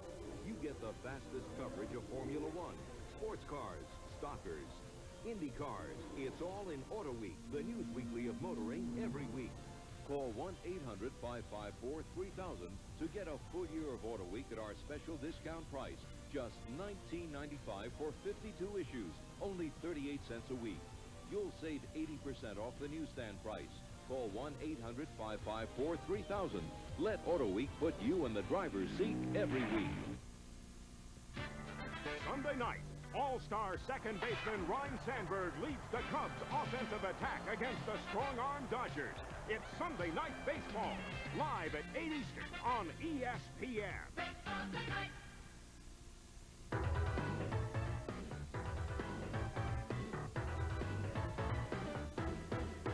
This Track Fact is brought to you by Quaker State. The Big Q is one tough motor oil. You've all heard us talk about brake bias on a race car. Now, what is brake bias? Basically, it's the difference between the front and the rear brakes. All race cars have 2 master cylinders, one that controls the front brake and one that controls the rear brakes on Winston Cup competition. This red knob is mounted beside the driver inside the cockpit of the car. He is able to dial this knob forward or backward, therefore giving him more front brake or more rear brake. Now, that's helpful in a lot of ways, particularly on the short tracks. He can get the car to turn a little better in the corners by doing that. Now, how does that work? When he dials this knob exactly, it causes a pivoting here of this rod on either side of the brake pedal, therefore allowing a pivoting of the rods going into the master cylinder, therefore allowing less or more brake on the front or rear. This could be helpful in a lot of ways too when you have a lot of brake wear. For example, at Martinsville, Virginia, you use a lot of front brakes. During the race, you may want to dial back away from the front brakes and use more rear brake for a few laps. It may slow you down, but you'll cool those front brakes and save them for the end. Brakes, a word synonymous with Martinsville, Virginia Speedway. The 3 and 15 cars are neither on the lead lap, but boy, they are having a heck of a time out there. They're running 6th and 7th. Morgan Shepherd just took over 6th from Dale Earnhardt. Now there are 5 cars in the lead lap. As Rusty Wallace went around Dale Earnhardt a little bit earlier and put a lap on him. Morgan Shepherd might be as fast as Rusty Wallace. The car's running awfully well now. Rusty Wallace not able to drive away from him, but he is 1 lap down. He needs to get up, catch the 27 car, and pass him. Catching him might be easy. Passing him might be another short. Few cars have dropped out of this race. There are a few behind the wall, but attrition really hasn't been that bad so far this afternoon. Terry Labonte, Harry Gant, Sterling Marlin, the 21 car of Dale Jarrett. Some cars that have fallen out. Lead, Rusty Wallace. There he is. We're going to allow you now to watch for your favorite driver again as we lock down the camera in turn number 1. We'll time the leader as he traverses this half-mile racetrack in Martinsville. Watch for your favorite driver to come through, and you can see where he is running in relationship to the leader of the race. There goes Ernie Irvin. Remember, it was 21.6 the last time that we did this and clocked the leader. You saw Darrell Waltrip was about 16 or 17 seconds behind as Rusty Wallace. 21.9 on that lap. So he really haven't slowed down that much. Bill Elliott in car number 9 just went 2 laps down. Bill is running in 13th position. Just went 2 laps down. Morgan Shepherd moves around him. Somebody else that's had a very disappointing season so far. And John Kernan has more on the Bill Elliott story. I talked to Bill Elliott early this morning. Bill said he just has not got the radial tire figured out just yet, but he is feeling better and better with each week that he races on it. He told me he was really looking forward to getting to Talladega for next weekend. So Bill might be looking ahead at this time. Yeah, I was just going to mention, John, that a lot of these guys who aren't doing well here this afternoon will be stars next weekend at Talladega. Dick Trickle is really loose. Saw the back end come around on the car there coming off the second corner. He's following Brett Bodine. Yes, Alan Kowicki passed him not too many laps to go for the 4th position. Trickle running in 5th place right now, but the back end does get loose when he comes off the turn. Trying to stay away from the wall back there. Watch the car come off the corner and get right against that wall. He's on the back stretch now, heading into turn 3. As loose as the car is, Bob, he's not going to come out against that wall like he normally would. If the car was tight enough, he would go right out against that wall. But now he has to stay away because being loose, the back end can jump out and slap it almost any time. Now, Brett Bodine in the green car number 26 there, currently running in the 12th position. He is 1 lap down. The winner last week at North Wilkesboro.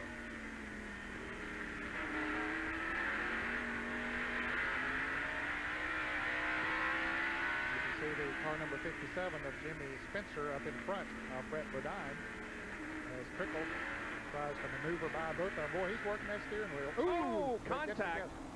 That's Brett Bodine and Jimmy Spencer coming together. Ooh, boy, they hit pretty hard, but they managed to maintain control, both of them. Jimmy Spencer and Brett Bodine slapping fenders. Here comes Trickle around both of them. Yeah, he took advantage of that, moved up to the outside, and was moving around. And meanwhile, Rusty Wallace sneaks up on Brett Bodine and tries to put him another lap down. Here is the replay. And all that was happening right in front of the leader as Brett Bodine tried to move the inside of Spencer, and Spencer came down just a little bit, and they got together. Oh, no. 3 wide. No, don't do that, Rusty is got a fast car, but he's had second thoughts there about pulling a stupid move that would have perhaps gotten him in trouble. Yeah. Look at Morgan Shepherd on the back bumper of Rusty Wallace. As I said a moment ago, catching him might be easy. Passing, another problem. You see Morgan not able to get a grip coming off turn 4, even with the 4 tires. He moved up high and could not get the grip he needed to get by Rusty Wallace. As I said, Morgan did put on 4 tires. Here's Harry Kent going back out. He's been in for a long time, but he's going back out into action. But Morgan took on 4 tires during his green flag pit stop. Rusty Wallace only took on outside tires. Rusty Wallace, very strong here at Martinsville, is trying to put a second lap on Brett Bodine. There's Dick Trickle running in 5th spot. Now, once Trickle moved around Brett Bodine and Jimmy Spencer, he just drove away from them. And right behind them. We have a replay of the bump here from Dick Trickle's car. Watch. Ooh! You know, I believe Jimmy Spencer was expecting Brett Bodine to go on the outside of him, and he started to come down and give him that room, and Brett had made the commitment to go on the inside. Let's go to John Kernan with an update on the 66 car. Bob, I'm talking with Doug Williams, and Doug, Dick seemed to be a little bit loose a few laps ago. Is he having a problem? Not really. The drop party Pontiac is a little bit tied up off the corner right now. We're just trying to stay in front of the leader.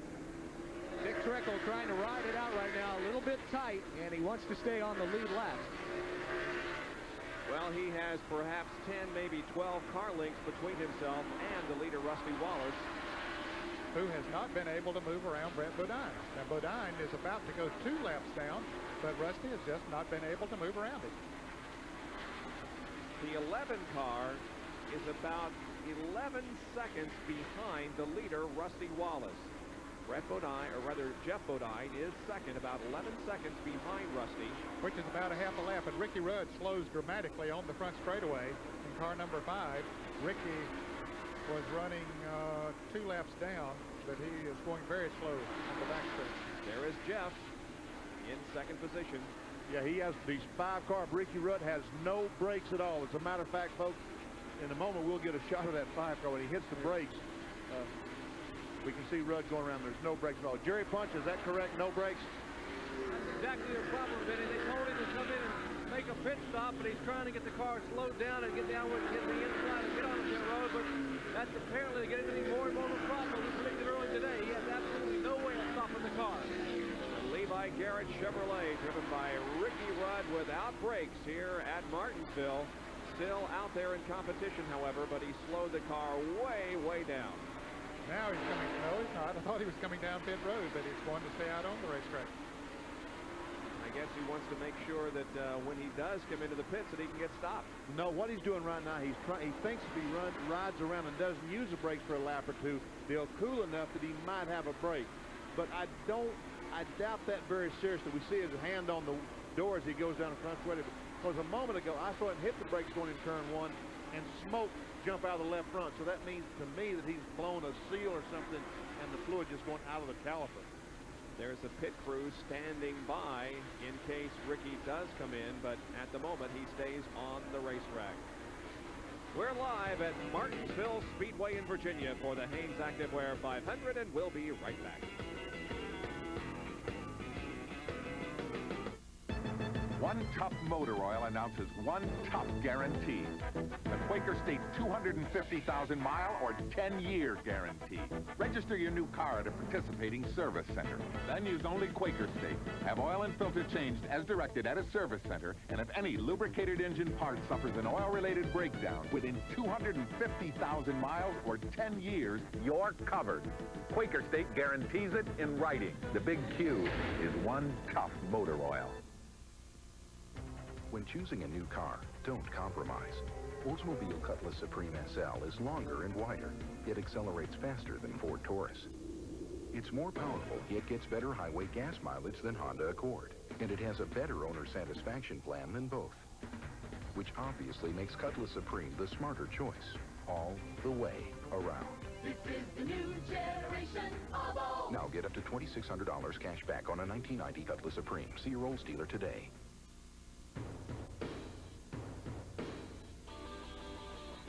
Nothing beats #1. Nothing beats the king of beers. Nothing beats clean, crisp, and cold. This is the best, and we got it right here. Yeah. Nothing beats a Bud, yeah, nothing. Nothing beats a Bud, yeah, nothing. Nothing beats a Budweiser. Nothing beats a Bud.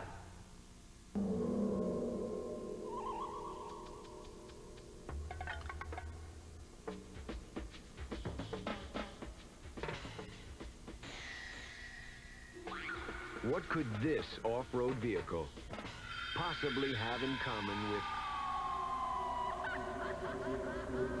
this off-road vehicle?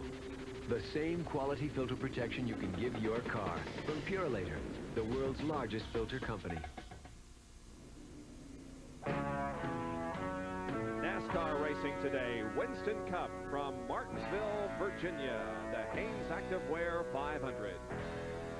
And we have just gone yellow because of a spin between turns 3 and 4 involving Derek Cope in car number 10. It comes out on lap number 219, so we're not yet quite halfway in this event. You can see that Derek did get up and bump the wall, and the sheet metal is rubbing against the tire. Here is the leader, and Jerry Punch is there. Rusty Wallace comes in what we'll expect to be a 4-tire change here under the caution flag. Rusty's crew going to the right side of the car. Meanwhile, they're taking the left side lugs off. That's John Dotson pulling the left side lug nuts off. Here comes Barry Dotson around with the jack. John and Jimmy Maycar now come around and we'll put left side tires. Bodine on the bottom of the screen, 27 on top. Bodine's crew now getting the right side tires complete. Rusty is gone. Rusty is still here getting left side tires. They've now Tim Brewer taking the left side tire. All the cars on Tim Brewer now getting 4 tires. Oh, a near collision as Earnhardt pulled out and Martin just on the brakes. You may have noticed, fellas, Waltrip now coming down pit road as well. You may have noticed if you were looking down pit road, an extra crew member over the wall for most of the seats here. Well, that's a safety maneuver by NASCAR after what happened last week at Wilkesboro when that tire was struck on pit road and sent sailing airborne. As you see action on the back pits here at Martinsville, NASCAR has allowed an extra crew member over the wall starting here to retrieve the right rear tire because of the close quarters on the short tracks during pit stops. Ernie Irvin now brings the Kodak Films Delco Remy Oldsmobile down pit road. They were changing right side tires there. Now Tony Glover and the crew will go around to the left side. Glover making a serious chassis adjustment there. He has jacked some wedge in the car. He takes the left side tires off, roll them away, put new fresh Goodyear radials on, lug nuts back in place. They have already fueled the car, and they will drop the jack in. Ernie Irvin is down pit road. Well, let's go up pit road where John Curtin is standing by the Ricky Rudd car. Thank you, Jerry. Ricky is sitting behind the wheel still. The netting is still up, and they're working on the left front brakes, wiping the sweat from his face. Ricky, what happened? Well, we lost the brakes real early in the race. Tried to ride around slow, just try to keep brakes on the car.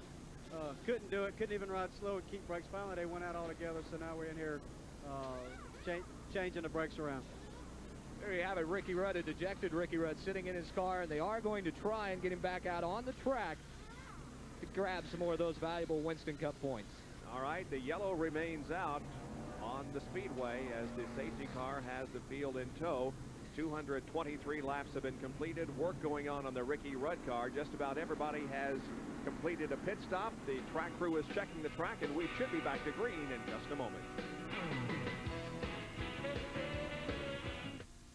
The Quaker State King Racing Buick, winner of the 1989 Die Hard Award for the most top NASCAR miles, is winning again in 1990 as Brett Bodine takes first in the first Union 400. It takes a tough oil to keep a car running this tough, and it takes a tough driver to step right in, step on it, and win. But number 26 is one tough car. Brett Bodine is one tough driver, and Quaker State is one tough motor oil. When choosing a new car, don't compromise. Oldsmobile Cutlass Supreme SL is longer and wider, yet accelerates faster than Ford Taurus. It's more powerful, yet gets better highway gas mileage than Honda Accord. And it has a better owner satisfaction plan than both, which obviously makes Cutlass Supreme the smarter choice, all the way around. This is the new generation of Olds. Now get up to $2,600 cash back on a 1990 Cutlass Supreme. See your Olds dealer today. If you care enough about your lawn to get a Craftsman mower, more power to you. Right now, our most powerful Craftsman self-propelled mower with 5 horsepower and 22-inch cut is just $2.99. And there's only one place to get it. Sears. It'll start your day. Alarm, you'll be on your way. Bringing your day. Still going. Nothing outlasts the Energizer. They keep going and going. Back at Martinsville, any idea what's coming up? Well, there's a hat, and Benny's hat of the week finds him going into the woods, big game hunting or something like that. Boy, guys, got to be careful wearing a hat like this around here. You could get shot like the moose did that Beulah Armstrong went hunting for. She got so excited about getting the moose, she sent me the hat all the way from St. John, New Brunswick. Beulah, thank you very much. Next Thursday night in Anniston, Alabama at the City Auditorium, they're having a sports fantasy auction. Not only items from all kinds of racing drivers and teams, but other sports as well. So if you're in the area, go by and check it out. Beulah, thank you very much for that. Oops, I got to go. Well, Benny ducked. He missed it, didn't he? Missed. And the green flag comes back out. The race resumes here at Martinsville. That's Rusty Wallace out front. Green out on lap 227. Jeff Bodine is second. Just 5 cars on the lead lap. In third is Darrell Waltrip. Alan Kowicki. Dick Trickle in 5th position. Right. Let's go to Jerry Punch, who has a comment on the Hat of the Week and sportsmanship. Huh, Jerry? There's a lot of sportsmanship in this NASCAR Winston Cup racing. Last week in Wilkesboro, Felix Savalas, who owns the Kyle Petty team, was the honorary starter because something he'd always wanted to do was wave the green flag. And as a custom, they gave him the green flag. Well, he brought that green flag here to Martinsville. Boy, we're about to have trouble, Jerry. Sorry to interrupt you there, but Dale Earnhardt and Jeff Bodine got together coming off of turn 4 and almost wrecked, and they're still going at it. Everybody gets sorted out. Nobody spun, but boy, oh boy, some bumping and banging going on. Okay, Jerry, go ahead. Sorry about that. Well, we were going to talk about sportsmanship, but I'm not sure we can now. But anyway, what I was going to say was that Felix Savalas brought that green flag here and presented it to Brett Bodine, realizing how much Brett would cherish it coming from his first Winston Cup win. So there is some sportsmanship maybe in the pits, if not on the racetrack. Gentlemen? Well, let's take a look at the sportsmanlike or unsportsmanlike gesture that occurred here just a few minutes ago. Dale Earnhardt goes in the corner, gets in the back of the Budweiser Ford. We see him get Jeff a little bit out of shape, and he tries to get inside of him. And they're going 3 abreast down in turn 1. That's Mark Martin on the outside. Now Dale goes down there, and they almost get together one more time. Earnhardt a lap down, so he's trying to get up there to get a lap back, and we're running pretty aggressively. Earnhardt going around Brett Bodine. He has one car now between himself and the leader of the race in his effort to unlap himself. Here's a Big A Auto Parts pit stop performance on Jeff Bodine. Driver time 14.2, crew 20 seconds. Second best pit stop we've seen for 4 tires, 34.2 seconds. Jeff Bodine, the Tim Brewer crew. That was an excellent pit stop. Now he's trying to regain second position from Darrell Waltrip. Darrell got by him when Earnhardt and Bodine got together. Now Jeff trying to take over the second position again. Good battle between these two. Bodine on the inside and Darrell Waltrip on the outside. And Alan Kowicki just lost 4th position to Dick Trickle. Now looking out back at Trickle's car to Alan Kowicki.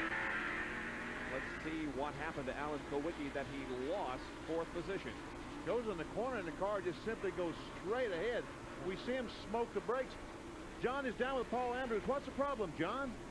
Well, Benny, we're trying to find out. Alan just lost 4th place. Is there a problem, Paul? Well, right now everything's okay. The car's a little loose right now, looks like, but we'll try to overcome it. The car's staying on the lead lap. We're running up front. Right, we're fading back just a little bit right now. I'm trying to watch what's going on here. The Xerox Ford Slenderbird's running real good. We just hope to stay up there all day. Has he said anything about a problem in turn 4? He's running awfully high up there. Yeah, I just noticed that too, and he said that the car's just a little tight going in. It's going to make him push up there. Well, they're hoping that they can run a few more green flag laps and get things back in score, I guess I should say, having a little problem. This is the first time they put sticker tires on the car, and they're waiting to see how it reacts to those. All right, let's take a look at it in real time now from Dick Trickle's in-car camera. You can see Alan Kowicki in front of him there, and you go down the backstretch. Everything looks fine going into turn 3. And then the car just breaks loose, and boy, he almost gets in the wall. Dick Trickle just drives right around him. Oh, that was some great work by our in-car camera there. Followed Kowicki right up the racetrack. And those guys are always on the job. Remote controls, that amazes me how they do that. Yeah, I would not want to try to do that. You ever played a video game, Benny? No. Well, that's how they do it. That's why I said I wouldn't want to try that. We mentioned there are 5 cars in the lead lap. Of course, Rusty Wallace leading, Jeff Bodine in second place. In third place is Darrell Waltrip, fourth, Dick Trickle, and Alan Kowicki now in fifth. 1 lap down in sixth place is Mark Martin. In seventh place is the car number 3 of Dale Earnhardt. Eighth is Morgan Shepherd. And ninth is Ken Schrader. Now in 10th place, Benny, more than 1 lap down. Yes. Brett Bodine 2 laps down. Jimmy Spencer is 11th. Phil Elliott 12th. Michael Waltrip 13th. And Dave Marcus 14th. All those cars 2 laps down. 3 laps down. Rick Wilson in 15th and Ernie Irvin in 16th. That's all the rundown we have at this time. There is Jeff Bodine running just behind his brother Brett. Jeff in second spot.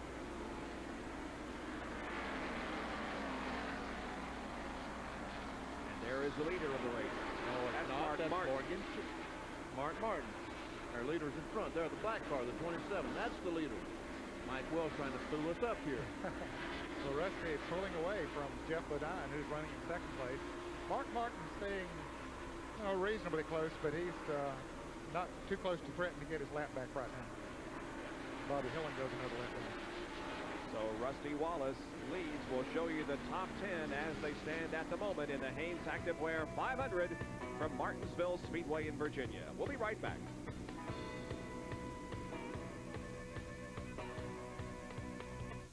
I don't worry about the quality of parts my mechanic uses. Put in whatever's cheapest, son. Heck, I'm gonna get rid of it once the ashtrays are full anyway. Automotive technicians like your Big A Pro know quality service starts with quality parts, and your Big A Pro's got them. So look for the sign of the Big A Pro, your sign of quality parts and service nationwide. So, how's it look, son? You better hope your ashtrays fill up real fast.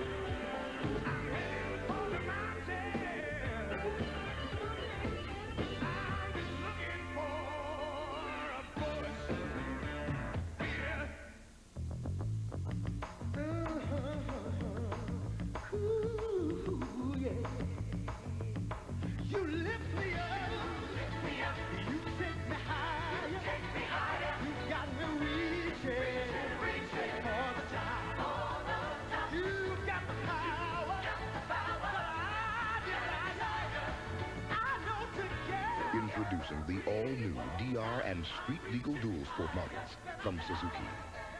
Pronto Auto Parts. From coast to coast, your local Pronto Auto Parts store features friendly service and quality auto parts at lower prices. Pronto's A1 remanufactured replacement parts are an economical and reliable alternative for your foreign and domestic car or truck. Quality and dependability are engineered into every Pronto A1 product, and most products have a limited lifetime warranty. When you need to know about auto parts, ask the pro at Pronto. Back at Martinsville, and a lot of traffic here on the backstretch. Jeff Bodine in number 11, the second place car, leads the group. Here comes Darrell Waltrip in car number 17. Between Bodine and Waltrip is Brett Bodine. Jeff Bodine able to get back by Earnhardt. Second place. No incident. No He incident. went by. Just drove right on by. Again, we remind you that we have a 900 number in service. Now, you guys have been asking for some candid comments from the drivers and, in one particular case, a car owner. And if you dial 1-900-226-1000, you can hear Bill Elliott, Rusty Wallace, Dale Earnhardt, Junior Johnson, and Darrell Waltrip answer the question, what is your most memorable moment in auto racing? And you're going to get some great responses from those 5 guys. The number to dial is 1-900-226-1000, $1.95 for the first minute and $1 for each subsequent minute. Earnhardt's on the outside now. Bob can go any place. All the cars, 5 or 6 cars able to go by Dale Earnhardt. And we've reached the halfway point of this event. Oh. Trickle went in the corner and evidently hit the curb or something, which made his car leap to the right, almost in the side of the Dale Earnhardt automobile. Earnhardt continuing to fall back, and a crash up in turn 3. Derry Cope is involved once again, and the 12 car of Jeff Purvis. There's some heavy damage to the right side of the Jeff Purvis car, but I don't see a lot of damage to Derry Cope's car. Derry Cope has been involved in 3 incidents so far today. He drives away from the crash. However, Jeff Purvis's car is stopped between turns 3 and 4. There you can see the safety workers have reached it. What they're doing is the brakes are on fire. So they're over there with a fire extinguisher putting out the fire that caused when they went in the corner, and the brakes are just, when they stop, the brakes flare up. And there you can see the pit stops are being made. Here comes Rusty Wallace, and Jerry Punch will report. Would be expecting to see another 4-tire change. Rusty coming in. The crew now waiting on the right side of the car. And likewise, as we expect, 11 on the bottom of your screen, 27 to Wallace on the top. Crew now on the Bodine car, changing right side tires. Likewise, the Wallace crew now having dropped their car off the jack. Barry Dawson around to the left side of the car. Now here comes Pete Rice, Tim Brewer, and the Budweiser crew to the left side of the Bodine car. It's a race in the pits here under caution. Left side tires are on Walton's car. He's off the jack. He is down and away. Likewise, Bodine car down and away. We're seeing all the way up pit road, and Bodine is exiting here with the straighter. Mark Martin, Tony Shepard, Dale Earnhardt. Still getting left side tires put on it as the crew now making sure they get every lug nut in between. Left side tires, Shelburne now. They pull the jack away from the car. Goodrich Chevrolet moves back to turn 1. Something happened on the right front of that automobile. I don't know exactly what happened, Jerry. You might check with Childress or someone down there, because they had a problem with the right front on the GM Goodrich car. Now, fellas, the 4 of the 5 cars that are running on the lead lap are all pitting on the front stretch. Alan Kowicki, who was running 5th, is pitting on the back stretch. He has chosen not to make a pit stop, so he's the leader of the race.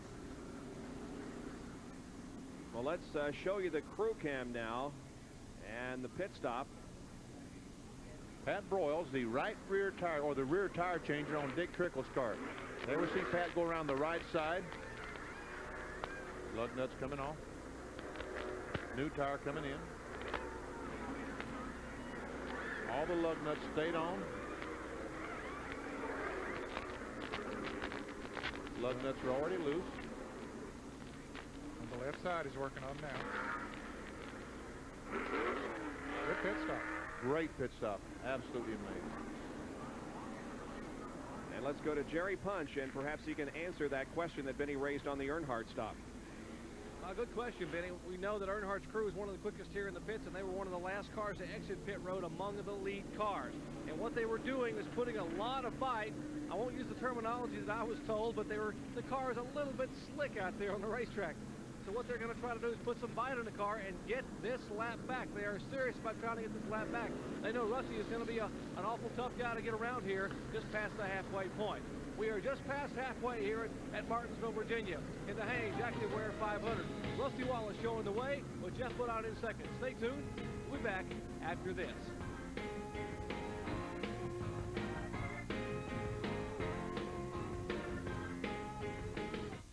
ESPN's Home Video and Coors, the Rocky Mountain legend, present Bill Elliott Racing into History, the only video that shows you why this man became a racer and how he became a champion. Hosted by ESPN's Benny Parsons, you'll feel the excitement of driving with Bill as he wins NASCAR's biggest prize, the Winston Million. Bill Elliott gets the checker flag. Bill Elliott has won an additional $1 million in 1985. Get an insider's look at the Dawsonville shops where Bill's cars are made. Ride with him at over 150 miles an hour and listen in as he and Ernie plan their race strategies. About 2 rounds away to the left rear. Order your copy for only $19.95. Call 1-800-533-1800. That's 1-800-533-1800. Bill Elliott is one of America's premier NASCAR drivers and most popular heroes, and Racing into History lets you enjoy the excitement of driving with Bill again and again. Call today, 1-800-533-1800. May shifts into high gear on ESPN, starting with the Indy 500 time trials, where race cars exceed 200 miles an hour. Major League Baseball unleashes its blazing speed 4 nights a week, plus baseball tonight every night. Top tennis players try to control the tempo at the French Open, and these drivers are also looking for accuracy, not speed. But it's all out down the stretch with Kentucky Derby and Preakness Stakes specials. It's fast. It's live in May on ESPN.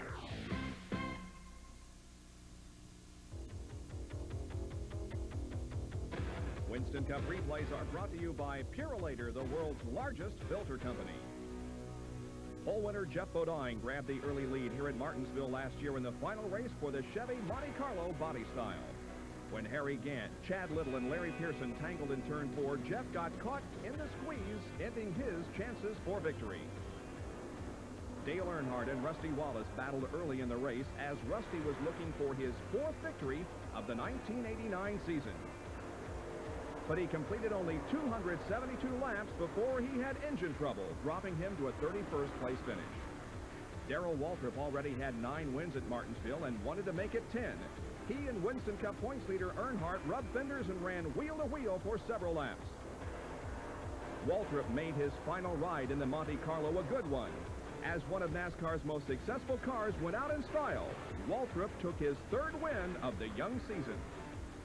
That was his 10th at Martinsville. He won the 11th last fall. He is the 2nd winningest driver here at Martinsville. Let's go down to John Kernan. Looks like that Kyle Petty has not yet gone out of the pits, John. No, Bob, there's a problem on the right front tire, on the brake, I should say. They're having a problem getting the pad out. Gary Nelson has a hammer, and he's trying to knock it out, and now they're putting the hood down. So I'm not sure if they got the problem fixed or not, but they're going to send Kyle back out after they put the tire back on.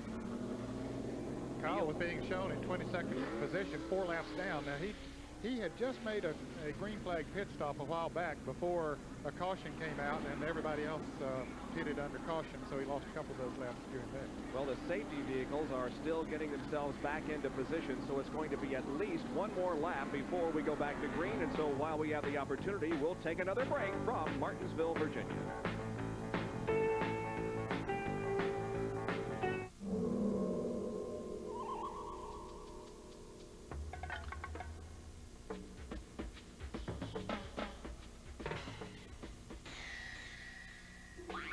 What could this off-road vehicle possibly have in common with this off-road vehicle? The same quality filter protection you can give your car from Purolator, the world's largest filter company. When trouble with your car has you feeling a little wobbly, hurry into your neighborhood Parts Plus Auto Parts store, because you can count on the pros at Parts Plus for the right parts the first time. And right now, you can enter to win the Parts Plus Repair America sweepstakes for one of 5 all-American family vacations to a great destination like Disneyland or Walt Disney World Resort. Car owners of all ages count on the pros at Parts Plus. We're America's family of auto parts store. We're Parts Plus.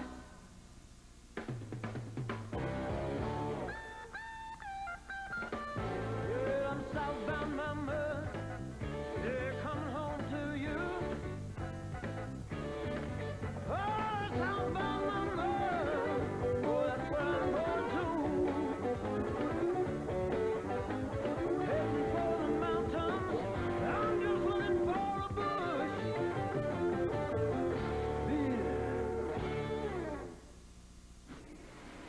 We just went back to green on lap 263, and Jeff Bodine gets way high on the racetrack between turns 1 and 2, and the 75 car of Rick Wilson positions itself between the leader and 2nd place Jeff Bodine. The leader is Rusty Wallace.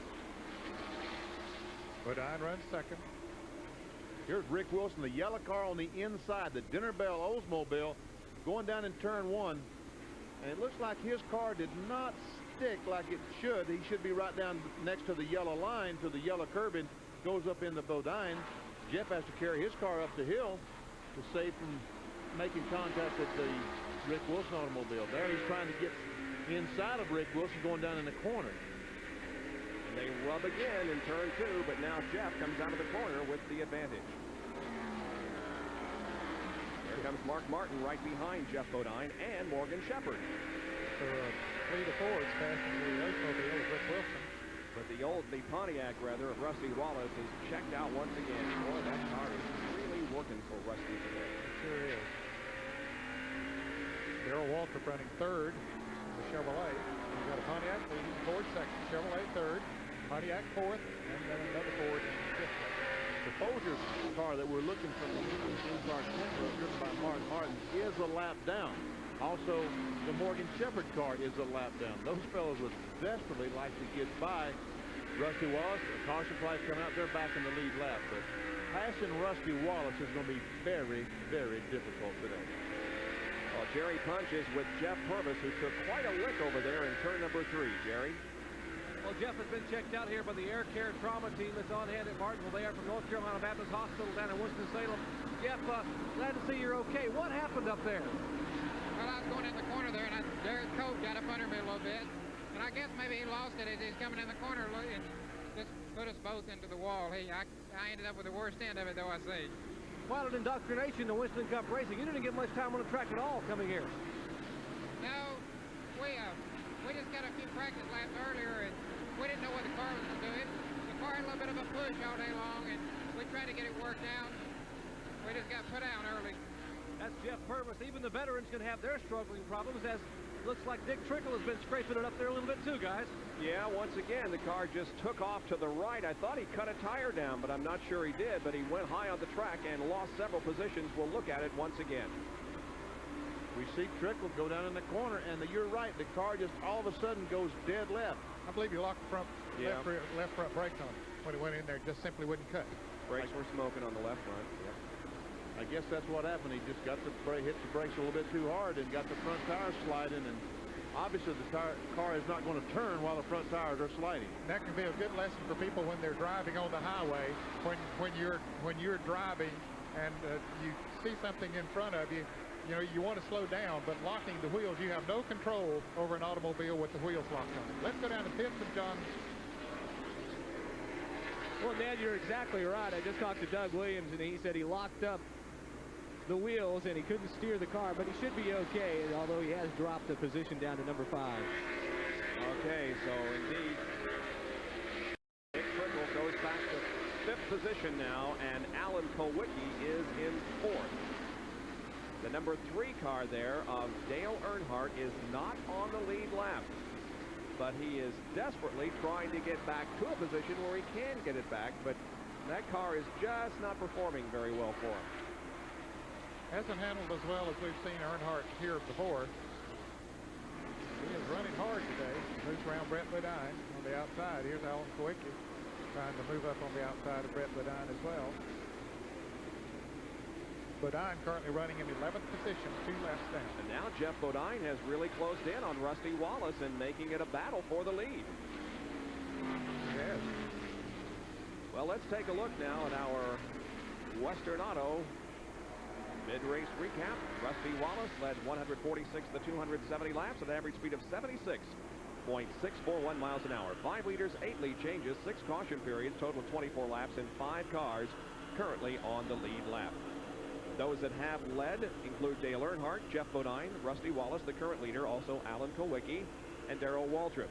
Those that are out of competition include Sterling Marlin, Terry Labonte, Dale Jarrett, and Jeff Purvis, the most recent to drop out with the crash down in turn 3. Now, our Mechanic of the Year standings. Robin Pemberton from the Jack Roush Mark Martin crew leads with 173 points, followed by Gary Nelson on the 42 car, Tim Brewer on the 11 car of Jeff Bodine. Jeff Hammond is 4th. He, of course, works for Darrell Waltrip. And Donnie Wingo, the crew chief on the 15 car of Morgan Shepherd, is 5th in the Mechanic of the Year standings. Jeff Bodine closed up to a couple of car lengths. Rusty Wallace not able to get up on the back bumper. Cars running very, very close. Jeff Bodine, evidently, the tires are working a little bit better than they did the last time. Bob, you can give us the 900 number again where the people can listen to. It is 1-900-226-1000. Sports One system, $1.95 the first minute, $1 for each additional minute. What's your most memorable moment in auto racing? Answered by Bill Elliott, Rusty Wallace, Dale Earnhardt, Junior Johnson, and Darrell Waltrip. Here's a battle. These cars a lap down. Morgan Shepherd in car number 15 and Mark Martin in car number 6. They are battling for the 6th and 7th positions. Morgan Shepherd holds that 6th position right now with Mark Martin trying to take it away. You can see Darrell Waltrip's car coming into the picture back there. Waltrip currently running in the 3rd position. 279 laps have been completed here at Martinsville in the Hanes Activewear 500. We'll take a break and be back with a special guest visiting our broadcast booth in just a moment. In 1909, George Pepperdine founded Western Auto with a mail order flyer for Model T parts. Now, Western Auto has become the leader for auto parts and service in America. And today, Western Auto has joined Winston Cup Racing as the official auto parts and service store of NASCAR. This week at Western Auto, get AC standard or resistor spark plugs for just 88 cents each. Remember, AC plugs don't just fit, they match. Now it's official. Gentlemen and ladies, start your engines at Western Auto.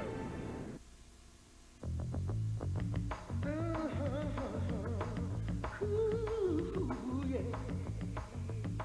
You lift me up, you take me higher, you got me reaching for the top. You got the power, I know to get. Get great financing of the all-new DR and Dual Sport models during the Suzuki Spring Break. Don't stop short of the peak, because second best won't do. There's a pride in peak performing. Take more than 650 horsepower, wide open, for 500 miles. You need maximum protection to cool it. I want the maximum going for me. That's why I've got peak on my cars and in my cars every time. Don't stop short of the peak. No, don't stop short of the peak. Hey, Mike, hand me my channel lock pliers. Tommy, give me that plier over there with the blue handles. What kind of pliers is that? These are channel lock tone and groove pliers. My dad uses them on his race car, too. For the tough jobs and the small jobs, reach for Channel Lock, the handiest plier of them all. Hey, guys, anybody seen the channel lock pliers? Channel Lock. Be sure you're getting genuine Channel Lock pliers. Look for this trademark. We're back at Martinsville in the Hanes Activewear 500, where the 27 car of Rusty Wallace leads the race, followed closely by the number 11 Budweiser Ford, driven by Jeff Bodine. Number 15 car of Morgan Shepherd is the next car on the racetrack. He, however, is a lap down, running in 7th spot, and he almost lost it in turn 2 just a lap ago. Then comes Darrell Waltrip in car number 17. He is in 3rd position in the race, and there are 5 cars on the lead lap besides those 3, Alan Kwiecki and Dick Trickle. The Grand Marshal of this event here this afternoon, the Hanes Activewear 500, Steve Largent, former Seattle Seahawk, the all-time leading pass catcher in the NFL, and welcome to Martinsville, Steve. Thanks, Bob. It still sounds a little funny to hear myself introduced as the former wide receiver. Just a year ago that you retired. Yeah, well, just 3 months ago. I'm still a little sore, as a matter of fact, Ned. You know, a little small guy like you, how do you get out there and play with this big old, I mean, those guys are big. I tell everybody I'm a lot bigger during the regular season, but I try to get out of bounds as often as I can, Benny. That's how you stay. It's like running into the pitch. You can't get in trouble there. This is your first NASCAR race. Your impression so far? Oh, it's unbelievable. I mean, there's no way, as hard as you guys try to make the fans at home capture this on TV, being here in person, it's a different world. It's really exciting. It's a lot of fun. You know, you're absolutely right about that. It is difficult to really bring home the impact that you have when you go to a Winston Cup race. Let's talk about what's going on here. The 26 and the 30 cars are on the same lap. That's Brett Bodine and Michael Waltrip. The 3 car of Dale Earnhardt is only down 1 lap. Bodine and Michael Waltrip down 2 laps. The Brett Bodine car is running in 10th position. Michael Waltrip running 11th. And the number 9 car of Bill Elliott, there he is. He's running in 11th spot. Well, he's dropped back to 12th now. Michael Waltrip has moved around him, so they are 2 laps down. Steve, you've been out in the infield, I'm sure, during the race, or at least out amongst the people. Is the noise here as bad as it is in the Kingdome? No, it's a lot worse. I mean, as many times as the fans, the great Seahawk fans in Seattle have performed the wave, it does not compare to the noise and the impact here. I mean, you can feel it in your chest when these cars pass you. It's incredible. Are you a race fan? Oh, I enjoy it. I tell you what really hooks you is when you meet the drivers, like I did earlier in the day, and then you become personally involved. And to be honest with you, I was a little concerned as I got to meet some of these drivers, knowing that they were going to turn around and literally put their lives on the line in a race like this today. Now, I think I know the answer to this question, being from Seattle, but do you have a favorite in this race today? Well, you know, I'm sure I'm pulling for all the guys, really, just to have a safe race and a good race. But, you know, Derek Cope, being from Seattle, is kind of a hometown favorite, and you always pull for those kind of guys. And there is Derek right there in the number 10 Purelator car. Steve, Derek Cope in football language has dropped a few today. Yeah, he's had a tough day. He's a good driver. And somebody else has dropped one here. That's Ernie Irvin in car number 4. Has spun down in turn 2. Gets the car going, however, and will be able to get the car headed in the right direction. However, the caution is out once again on Martinsville Speedway. Ernie Irvin, the number 4 Kodak Oldsmobile, and we'll see now what kind of pit stop activity we have. The pace car is just about to pull out from its position on the backstretch and pick up the leader. The yellow comes out on lap 296. And here comes the pace car out, picking up the leader, Rusty Wallace, as he goes down the backstretch. There are the crews here on pit road in front of us, ready to go to work on the cars. You know, you talk about athletes in auto racing. A lot of people say that drivers and even crew chiefs aren't athletes, but I think you got to agree with me that they are. They go under a lot of physical exertion out there. Well, so much of athletic competition doesn't have anything to do with how high you can jump or how fast you can run. It has to do with concentration and that competitive spirit and the pride in what you do. And, you know, these guys certainly exhibit all those characteristics. Watching now the pit stops by Rusty Wallace on the bottom and Jeff Bodine on the top of your screen, as both crews now are on the left side of their cars, changing all 4 tires on these machines. We'll see who gets out first. Looks like it's going to be Bodine with a quicker stop. And now here comes Rusty Wallace out. Ahead of him, however, Morgan Shepherd. Morgan made a very good pit stop. He has really been battling, trying to get back in the lead lap. Has been one of the faster cars, but just can't get back in the lead lap. So he beats one of the guys out, but not the other. Here's action on the back pits now. They come in a lap later. You can see Alan Kowicki in the middle of that pack. Alan running in the top 5. That is Butch Miller's car, the IGA Planters car, getting work on it. Now here comes Alan Kowicki out of the pits. Bobby Dillon also rolls back into action. And the 75 car of Rick Wilson. Here comes Richard Petty in the 43 machine back out on the racetrack, and so does Butch Miller. So pit stops have been completed here as the track crew is still out there looking for debris and any oil that might have been put down on the racetrack. So it'll be a couple of more circuits before we go back to racing activity, and we'll take another break. Be back with more of the Hanes Activewear 500.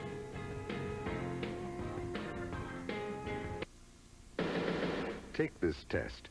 Can you spot the economy car?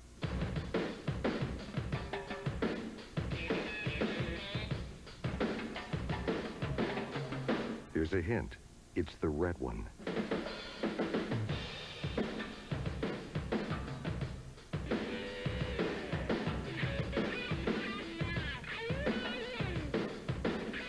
The 1991 Camaro RS. Nobody's winning like the heartbeat. Being a tough motor oil takes more than tough talk. Sure, one brand says it's for smaller cars, while Quaker State has been tested tough enough to exceed the most demanding specs for every size car sold in the U.S. Quaker State is one tough motor oil. If you care enough about your lawn to get a Craftsman mower, more power to you. Right now, our most powerful Craftsman self-propelled mower with 5 horsepower and 22-inch cut is just $2.99. And there's only one place to get it. Sears. I wish I had a buck for every place that tried to beat Midas at foreign car repair. Impossible. First of all, they'd have to have been in the muffler business for 34 years and have serviced more than 10 million foreign cars. They'd have to stock more foreign car muffler, brake, and suspension parts than anyone. Then they'd have to have trained experts, good enough to guarantee their work and still offer you a great price. A lot of them have tried, but nobody beats Midas. Nobody. Back at Martinsville, field is still under caution. We expect to go green here in just a moment. We'll remind you, however, that coming up next here on ESPN at 4 o'clock Eastern Time from West Palm Beach, Florida, the 1989 World Water Skiing Championships. That's at 4 o'clock, coming up right after the conclusion of our race here this afternoon. And then at 8 o'clock tonight, live, the Cubs versus the Dodgers, ESPN Sunday Night Baseball. And we are going green here once again. Well, that front straightaway looks lonely at the moment, but won't be long. Jeff Bodine is the leader of the race as he leads them off the fourth corner. Ken Schrader's car is to the inside. He is a lap car. Now it's Bodine leading and Rusty Wallace in second position as the field gets back up to speed once again.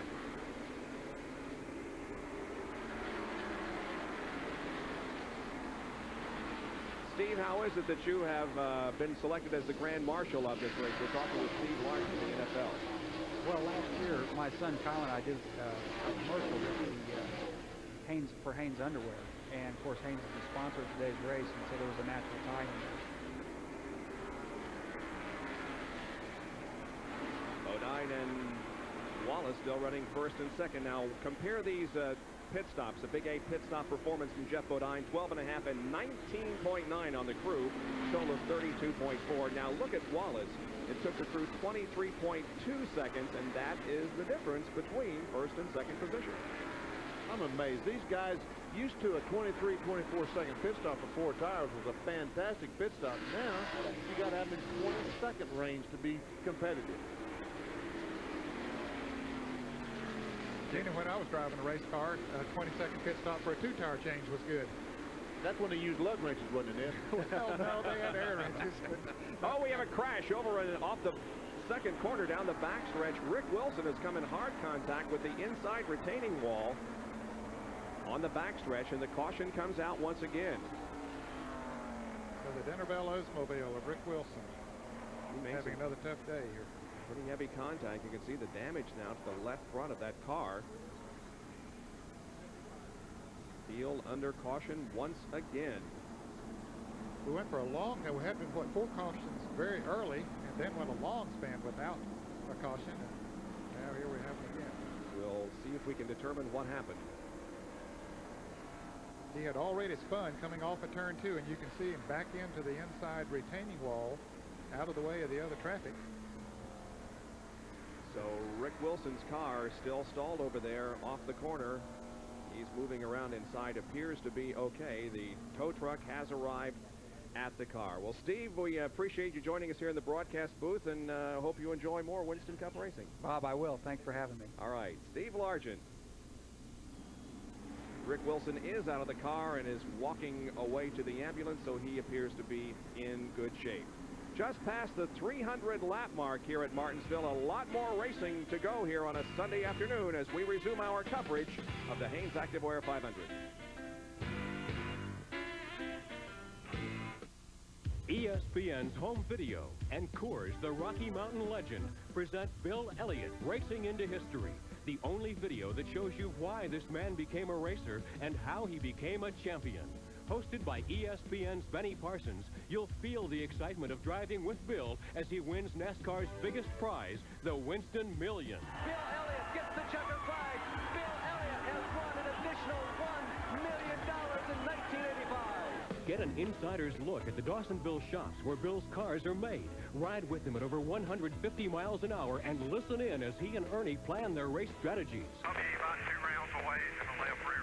Order your copy for only $19.95. Call 1-800-533-1800. That's 1-800-533-1800. Bill Elliott is one of America's premier NASCAR drivers and most popular heroes, and Racing into History lets you enjoy the excitement of driving with Bill again and again. Call today, 1-800-533-1800. Baseball Tonight has all the highlights, all the news, and all the views every night. If it happens in baseball, you'll see it on Baseball Tonight, only on ESPN. Baseball Tonight.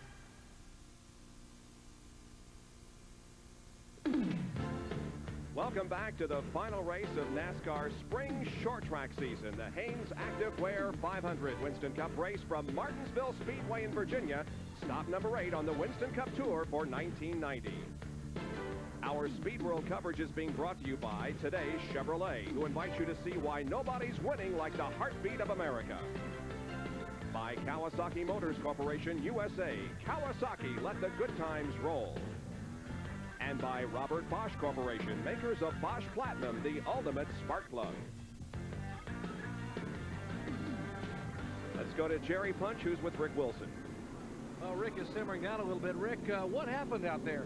Well, Michael Waltrip, somebody else, I really couldn't see who it was racing side by side and got to banging a little bit, which is normal here for Martinsville. And Michael got pretty bad sideways, so everybody backed out to see what was going to happen. And Robin Rosa undoubtedly didn't decide to back out. He just run in there full wide open and hit me in the rear end, spun me into the fence, and put the Food Line Oldsmobile out for today. You okay? Oh, yeah, I'm fine, but the car's tore pretty bad. Rick Wilson out of it at Martinsville. Gentlemen. Well, our congratulations to the entire Speed World crew and to our technical crew. Both have won Emmy Awards for our coverage of Winston Cup racing here on ESPN. Quite an honor to receive an Emmy, the highest honor given in broadcasting. We won 2 of them for production and for technical crew. So to all of the technical people, and I guess to all of us, congratulations. Yeah, I'll slap you on. Congratulations, Same Bob. to you guys. You know, I've told a lot of people, it's unbelievable just how much of teamwork it is to televise a race.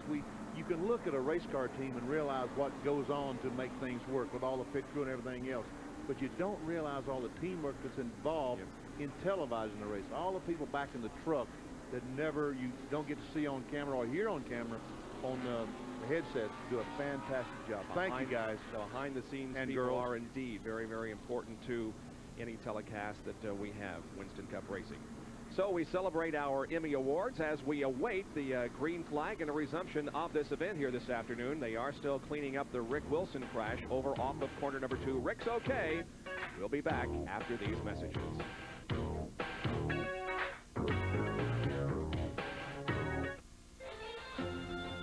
In the world of sporty imports, there was Toyota, then Honda. But today, there's something new. Geostorm. It's going to hit with an aggressive stance, an eager multi-port fuel-injected engine, and 4-wheel independent suspension. Get to know the new Geostorm. It's rolling in now, and it's just around the corner at your Chevrolet Geo dealers. Presenting a superbly engineered high-performance machine. One designed to outperform anything the competition has ever introduced, with exceptional starting power, smooth acceleration, and outstanding fuel efficiency. What do we call this masterpiece of engineering? Bosch Platinum, the ultimate spark plug with the advantages of pure platinum. You've never driven anything like it. To locate a Bosch retailer or service outlet, call 1-800-882-8101. We are back at Martinsville. Bob Jenkins, Benny Parsons, Ned Jarrett, Dr. Jerry Punch, and John Kernan set to resume racing. The crowd rises to its feet as the field comes off the 4th corner and receives the green flag. Back to racing. Well, did you see Morgan Shepherd come out of that pack and dip down to the inside trying to get by someone? Oh, there goes Trickle. Going very high into the turn once again. They didn't think he was going to get the thing turned. You know, they took the bite out of the car on his last pit stop. He told me last night, we were at dinner last night, he told me last night he was having a problem with. Let's go to John Kernan with more on this Dick Trickle problem. Well, Bob, Dick has still been complaining with each pit stop that the car feels really tight. So they took another half round of bite out of the car to loosen it up a little bit. Maybe they got it a little too loose right now as he got just a little bit too high in the turn and it came around on him almost. He locked that left front brake again going into that turn. They got too much brake on that wheel, and when the weight shifts a little bit going into the turn and he has the brakes on hard, it locks that wheel and it will not let it turn. Meanwhile, brake problem. Alan Kowicki has went by Darrell Walker. Look at this, Rusty Wallace right on the back bumper of Jeff Bodine. And he has already bumped in a time or two. Benny has used that bumper. Let's see. It moves in on him once again in turn 2. Still 5 cars on the lead lap. Led by Jeff Bodine, then Rusty Wallace. 3rd is Darrell Waltrip. 4th is Alan Kowicki, and 5th is Dick Trickle. No, Alan Kowicki just passed Darrell Waltrip for that 3rd spot. Okay. Passed him on the outside. And Darrell Waltrip's car looks like it might have just a little bit of a problem right now. I'm not sure if that is the case, but Kowicki passed him and has put a few car lengths on him as we watch Jeff Bodine, the leader, and Rusty Wallace, the 2nd place car. Well, we all talked about all race long how this is a contact track here at Martinsville. We asked Rusty Wallace, does that make brakes as important as fenders here? It's a place where brakes are very important, and the driver has to be patient here. Now, we're in a volatile part of the year, you know, where all the accidents and things like that happen, so you really got to be patient, because if you get in a bumping incident and you go out after a guy, there's a good possibility you're going to burn the brakes off retaliating. So the best thing to do here is just forget what's going on and just race that racetrack and be conscious of your brakes the whole time, because if you lose the brakes, you're out of contention. And we certainly have seen that evident with Dick Trickle. Now Rusty closing in once again on Jeff. Bodine, remember, eligible for $38,000 in Unical bonus money if he can win this afternoon. He was our pole sitter.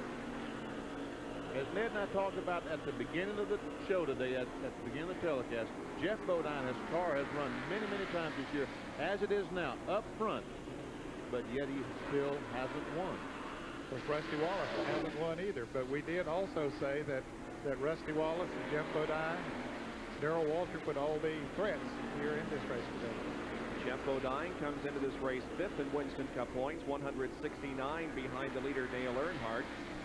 And Rusty Wallace is 11th in points, 219 behind Dale. There's the third place car of Alan Kulwicki, and he's moving in. Yeah, he might be gaining on the front runners. After he got out of the pack, went around Darrell Waltrip and got by some of the lap cars, he just might be picking up on them a little bit.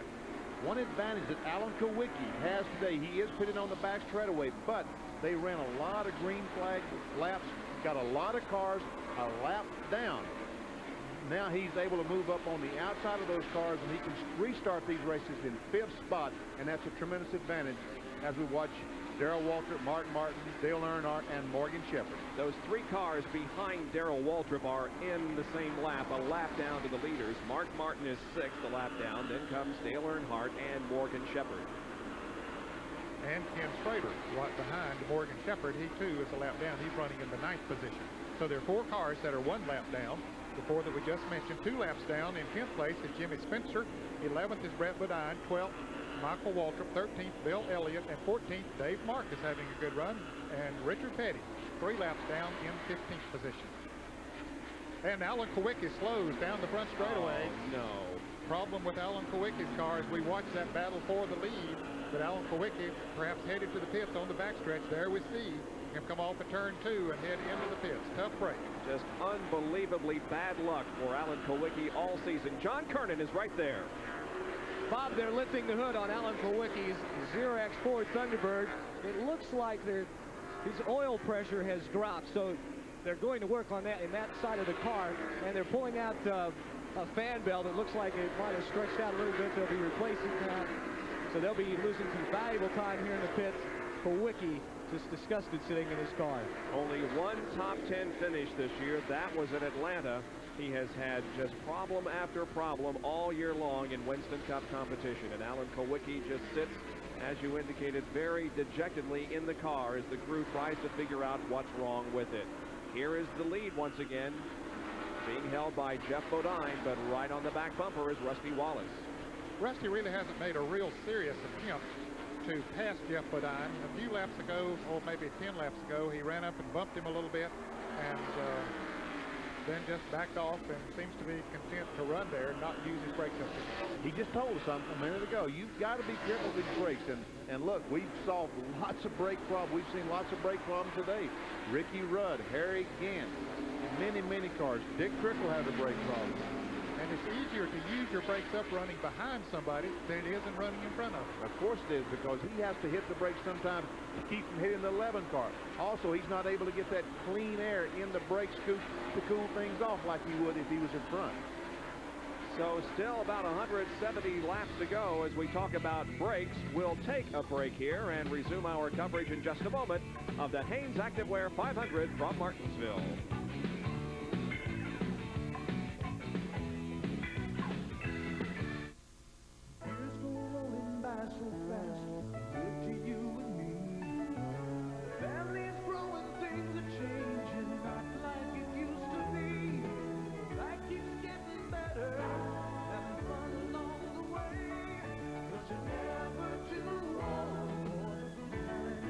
The Kawasaki Jet Ski Tandem Sport Watercraft. You're only too old if you think you are.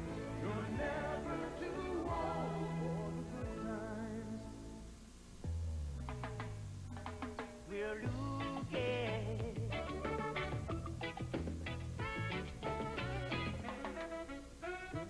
We're looking. Yes, we are looking. Come on. I'm just looking for a push.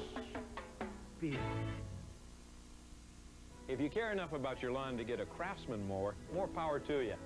Right now, our most powerful Craftsman self-propelled mower with 5 horsepower and 22-inch cut is just $2.99. And there's only one place to get it. Sears.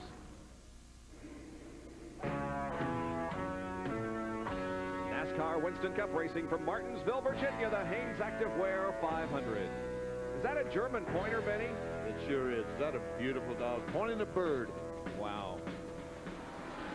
Spin on the backstretch is Brett Bodine. Caution is out. Last week's winner loses it coming off the second corner in just about the same spot that Rick Wilson lost it, but I don't think Brett hit the wall. If he did, he didn't hit it very hard. There may be some damage there in the back end of the car, but it's not very significant.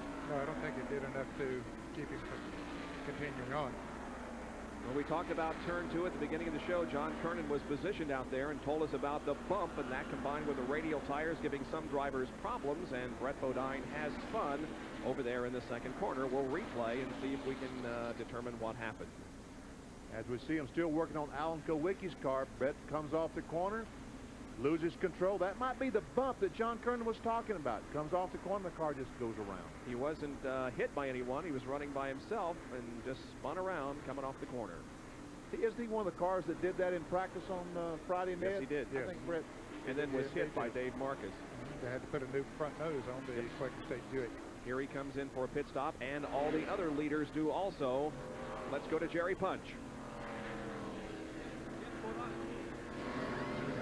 Jeff Bodine getting right side tires on the Budweiser Ford. It will take all 4 tires for most of the lead cars.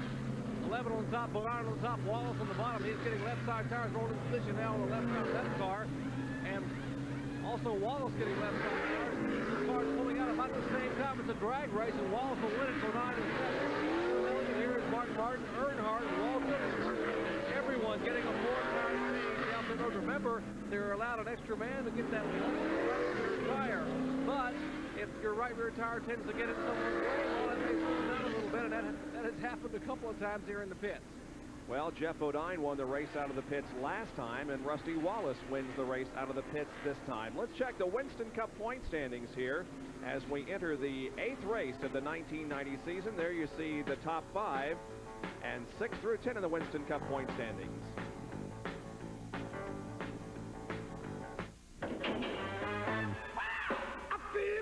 Time to go, boys.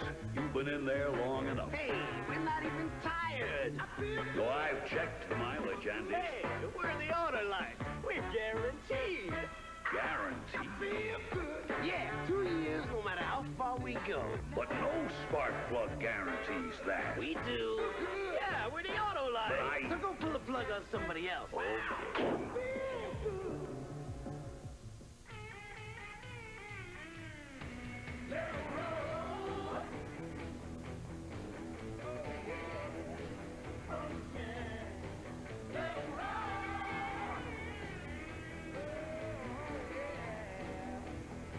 Wherever motorcycle riders get together to let the good times roll, it's easy to see who's having the most fun. The ones riding a Kawasaki.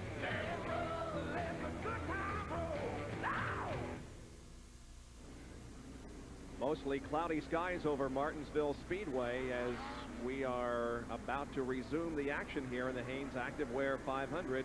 We had rain last night and earlier this morning, but everything is cool right now. The pace car is in, and we'll be back to racing here in just a moment. Now, the 15 car of Morgan Shepherd will lead him around, but he's not on the lead lap. Well, he is now, because Okay. he's in front of Rusty Wallace. He beat them out of the pits, and so that has put him back. That allows him to move up on the outside, so he is in the lead lap. The Boy, last he's worked car. hard at it to get there, but he's the last car in the lead lap running fifth. And he stands turns on the accelerator and pulls away from everybody as lap 340 sees the green flag wave. Now, boy, would he like to see a caution come out right now and be able to really make some headway. Michael Waltrip now is trying to get one of his laps back. He is currently running 2 laps down in the car number 30. Jimmy Spencer dove in, got in the back of the 11 car, separated out just a little bit.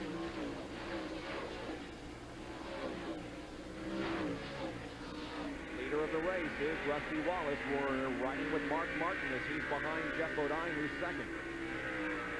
Mark Martin is not on the lead lap. He is currently 6th, a lap down.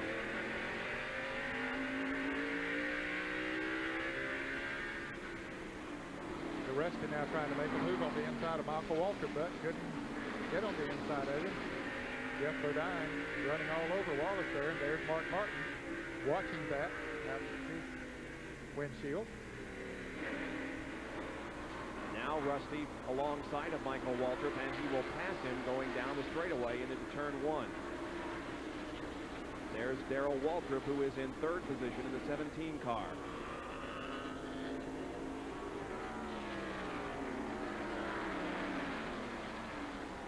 Mark Martin dives on the inside of Michael Waltrip. Now Darrell Waltrip can get by his little brother. Dick Trickle is in 4th position, and he took on 4 tires during that most recent caution period. The crew really likes the way that car is handling and progressing. Dick Trickle could be in for a win here this afternoon, moving to the inside of Michael Waltrip. He's able to get by Michael. By the way, the number 7 car of Alan Kowicki, there he is going into turn number 1, is back in the race, but he is, what, 11 laps down, I believe? Yeah, I think that was right. Perhaps just gone another lap down, so he's just trying to get some Winston Cup points. He knows he has no chance for a high finish here this afternoon. Again, a reminder, the 900 number that you can dial, 1-900-226-1000. Sports One system, $1.95 for the first minute, $1 each additional minute, and you can dial that number all week. You hear drivers respond to questions about their personal lives and what they're doing outside of racing. Dale Earnhardt is in 7th position, 1 lap down. Kenny Schrader right behind him in 8th position, 1 lap down. Earnhardt trying to move on the inside of Michael Waltrip. Pulls out, drives right down on the inside, moves around him. Michael Waltrip is 9th, 2 laps down in the field.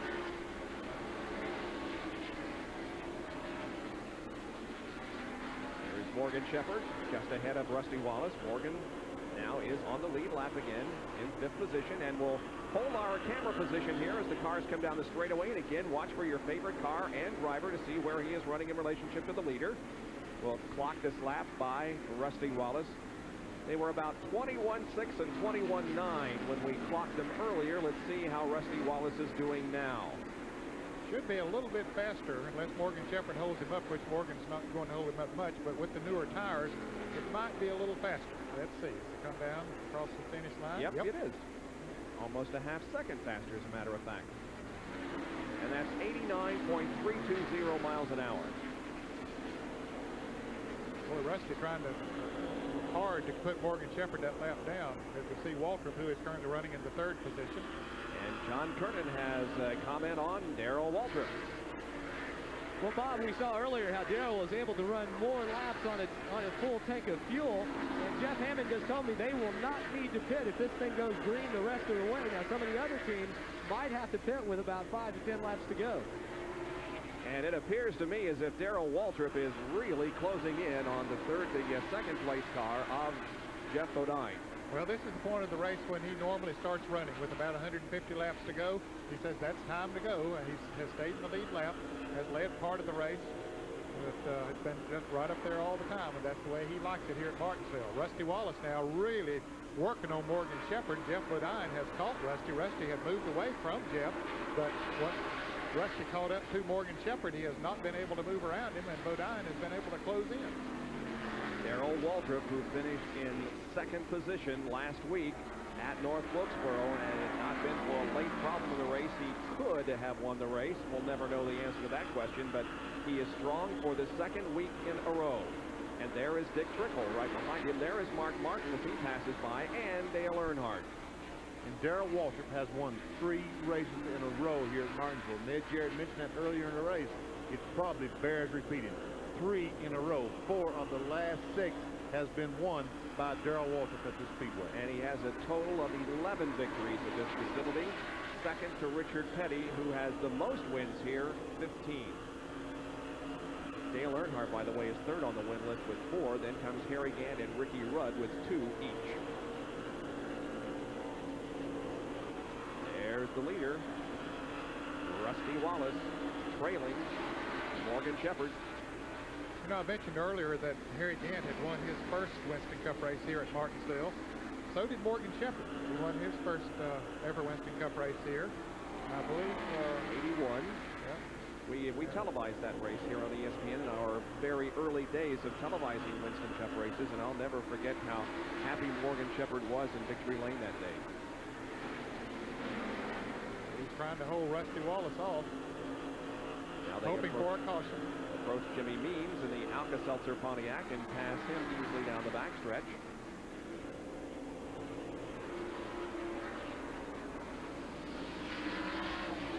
Yeah, there's something on the grill of Jeff Bodine's car. Look, see there? Yep. See there? It's a piece of wax paper, it looks like. Yes, picked up something, and that could affect the heating in the car, huh? Well, sure it could. Yeah, it could, because it's on the lower part of the grill there, where it gets a good bit of this air. Rusty Wallace is telling Morgan Shepherd that he is back there and would like very much if Morgan would allow him to pass. Boy, Rusty is using up his car the most now that he has used it since the early part of the race, trying to put Morgan a lap down, at the same time trying to pull away from the second and third place cars. Rusty tried one more time to get inside Morgan Shepherd. Can't make the pass.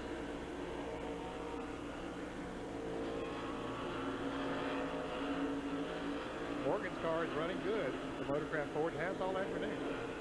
All right, so it is Rusty Wallace in the lead. In the second place, there's Jeff Bodine, and third, Darrell Waltrip. A great record here on this racetrack, as we just mentioned, by Darrell Waltrip. Is that because of you or the cars that you've had? A lot of it is psychological, and when you're up mentally and you go into an event mentally with the high hopes and high spirits, I think it reflects in the race car itself. You know, if you drive a good, smart race that day, you're going to win because it's a track you like and you've won at before. So I think it snowballs. You go in with a good attitude, and that flows over to the crew, and that flows over to the car, and ultimately you end up victory circle. Dick Trickle has just spun in turn number 2. He was running by himself, just lost it coming out of the corner, as we saw Brett Bodine do a few laps ago. And so the caution is out on the speedway, and Morgan Shepherd, this is the break that he has been waiting for. Yes, it is. He will stay in the lead lap. Dick Trickle lost a lap there as Rusty Wallace went by. Now Trickle is going to come on and pass the pace car, but I don't think that's right. I think that because the leader had already gotten the caution when he came by. Indeed, he did, and the black flag is being given to Dick Trickle, so he will be a lap down. And here come the leaders. Jerry Punch reports on Rusty Wallace's stop. Well, pit road will fill up in a hurry. Rusty Wallace, the first car to make an entry. They will change 4 tires here. Now, he is pitting directly in front of Jeff Bodine, the 2 cars that have been racing all afternoon. Bodine on the top of your screen, Wallace on the bottom. Now, Barry Dodson and the crew coming to the left side of the Pontiac of Rusty Wallace. Left side tires being rolled away. New ones being put into place. Likewise, Bodine is also Jackson down and away. Here's Wallace down and away. Bodine's crew getting him out before the Blue Maxi. Pit stop. Here's Darrell Waltrip down pit road. There's a lot of the lead cars now making those tire changes and getting back on the track. Well, I'll tell you, that race in the pits has been almost as good as the race on the track. You know, they've beat each other a couple of different times. And here's a replay of Dick Trickle spins. He was just running by himself and may have encountered that bump that John Kernan talked about. That's exactly what happened. And, you know, it's really sad because I think that Dick Trickle at that time was the fastest car on the racetrack. He was gaining on Darrell Waltrip. And we'll look at it real time now from the in-car camera of Harry Gant, maybe? Gant was pretty close behind him when this happened. He hit the curbing on the inside. The left rear wheel hit that curbing and it just spin him around. John Kernan talked about that in the open. Trickle back out on the racetrack, but he is now a lap down. He did stop on the track and waited for the pace car, but it was black flag, and so he is a lap down to the field now. Let's go to Jerry Punch on pit road.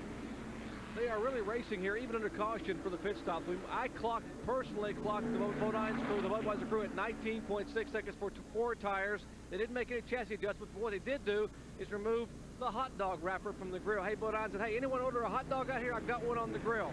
But a tough day here so far for some of the drivers. It's been all day long. It's been a battle for Rusty Wallace, Jeff Bodine. It'll continue when we come back to Martinsville.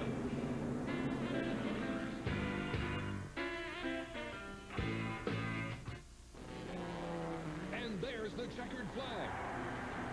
When the race is over, the scene begins. The Winston Cup scene. It's the largest and most informative NASCAR Winston Cup newspaper in the country. The pages of the Winston Cup scene are loaded with up-to-date information, insightful editorials and commentary, expanded coverage of each race, entertaining feature articles, the latest news, terrific photography, complete statistics, and even the gossip. To order your Winston Cup scene, call 1-800-323-0200. 45 great issues for only $35 per year. Act now, we'll send you free samples of our other publications. Hey, Bill, checking out the scene? How'd I do? Well, let's see. Petty. Richard Petty? Why don't you take over? I'm into the scene. Why don't you get into the scene, too? For the best in motorsports reading, be a part of the scene. Winston Cup scene. Call 1-800-323-0200 now. Back of a back. Can't be beat with baseball 4 nights a week. Under the light, ESPN baseball tonight. Tuesday, Friday, doubleheader. Wednesday, it's nothing better. Catch it Sunday, watch the fun. Sunday night, our home run. The Cubs take on the Dodgers on Sunday Night Baseball, live at 8 Eastern on ESPN. Baseball tonight. Back at Martinsville, Virginia Speedway in the Hanes Activewear 500 Winston Cup race. The leader is Jeff Bodine in number 11. The 27 car of Rusty Wallace is second, and the 17 of Darrell Waltrip. But ahead of Jeff Bodine, 2 cars are at the tail end of the lead lap. The 25 car of Ken Schrader and Dale Earnhardt. Also back on the lead lap, there are 6 cars in the lead lap. Morgan Shepard now running in 4th place. Dale Earnhardt is 5th, and Ken Schrader running in 6th position. 7th a lap down is Mark Martin. Also a lap down in 8th position is Dick Trickle. Jeff Bodine thinking about the prize money that goes along with the purse, but also $38,000 in bonus money that will be awarded to him from Unocal should he win this race. He was our pole sitter.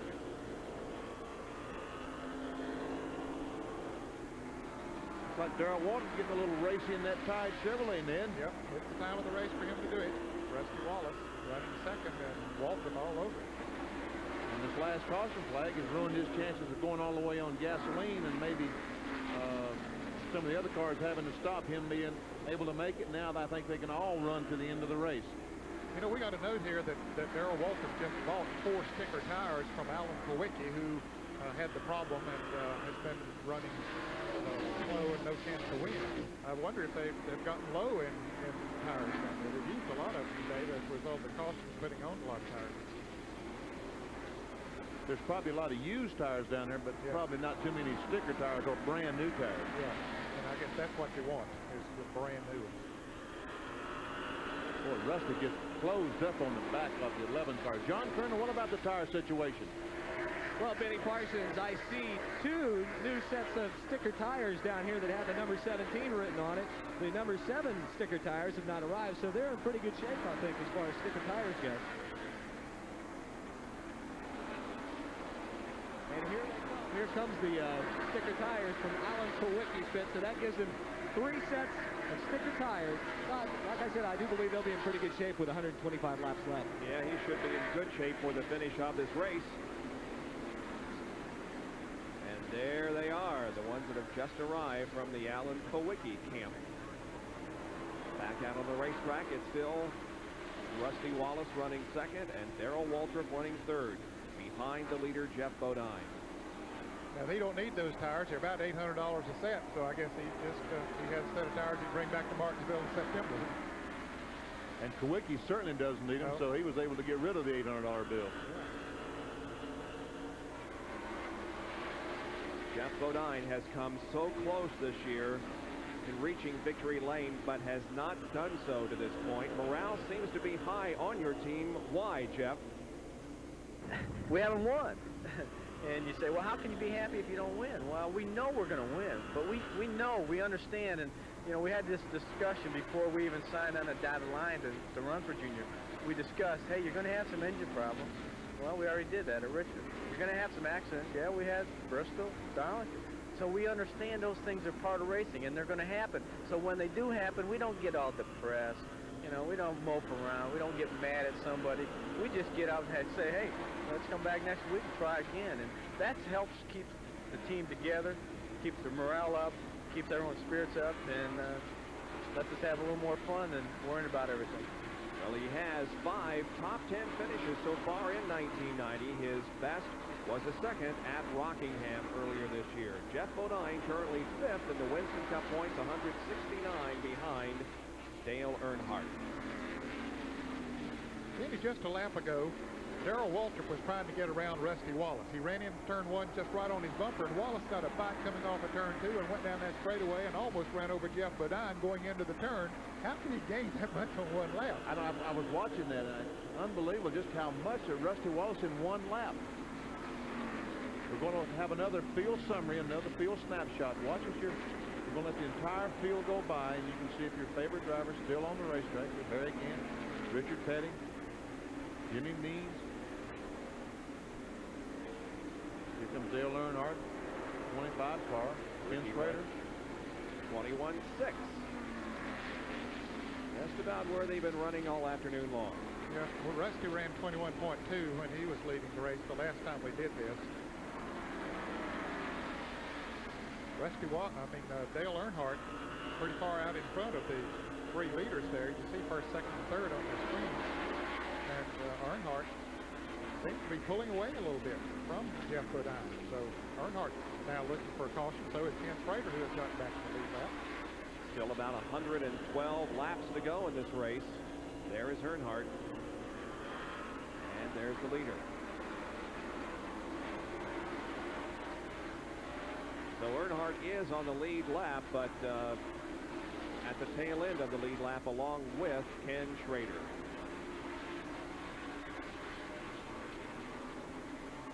Bodine in the Budweiser Ford is in command here at the Hanes Activewear 500 at Martinsville Speedway in Virginia. We'll take a break and be back with more of our live coverage. Stay with us.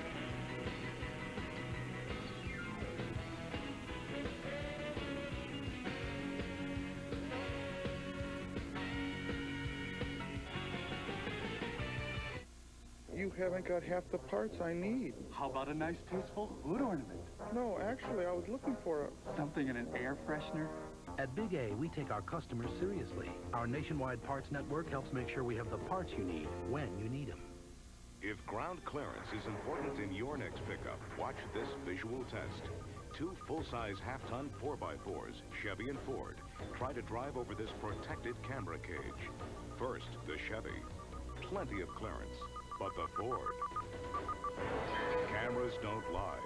When it comes to half-ton ground clearance, nobody's winning like the heartbeat of America. The heartbeat of America, today from Chevrolet.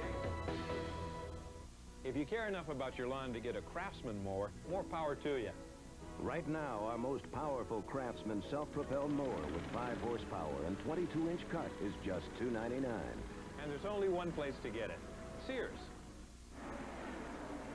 The standings remain the same up front. Still Jeff Bodine, Rusty Wallace, and Darrell Waltrip first, second, and third in the 500-lap race here at Martinsville this afternoon.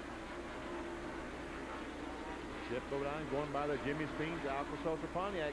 Lets Rusty Wallace close up on the back bumper. Darrell will have to pass him in this turn. That'll cost him about a car length or so.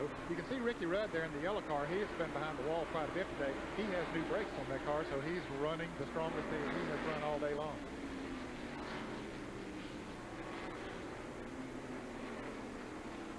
We will show you closer up the cars that remain on the racetrack. At this point, there's Rusty Wallace and Jeff Bodine, first and second position. Bodine leading, Rusty Wallace running second. Darrell Waltrip right behind him in third place.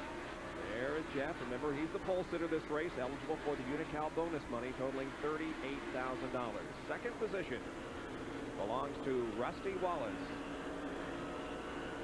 The 17 car of Darrell Waltrip. There we see Rusty Wallace, a picture of him up in the corner. The 17 car of Darrell Waltrip, third place currently.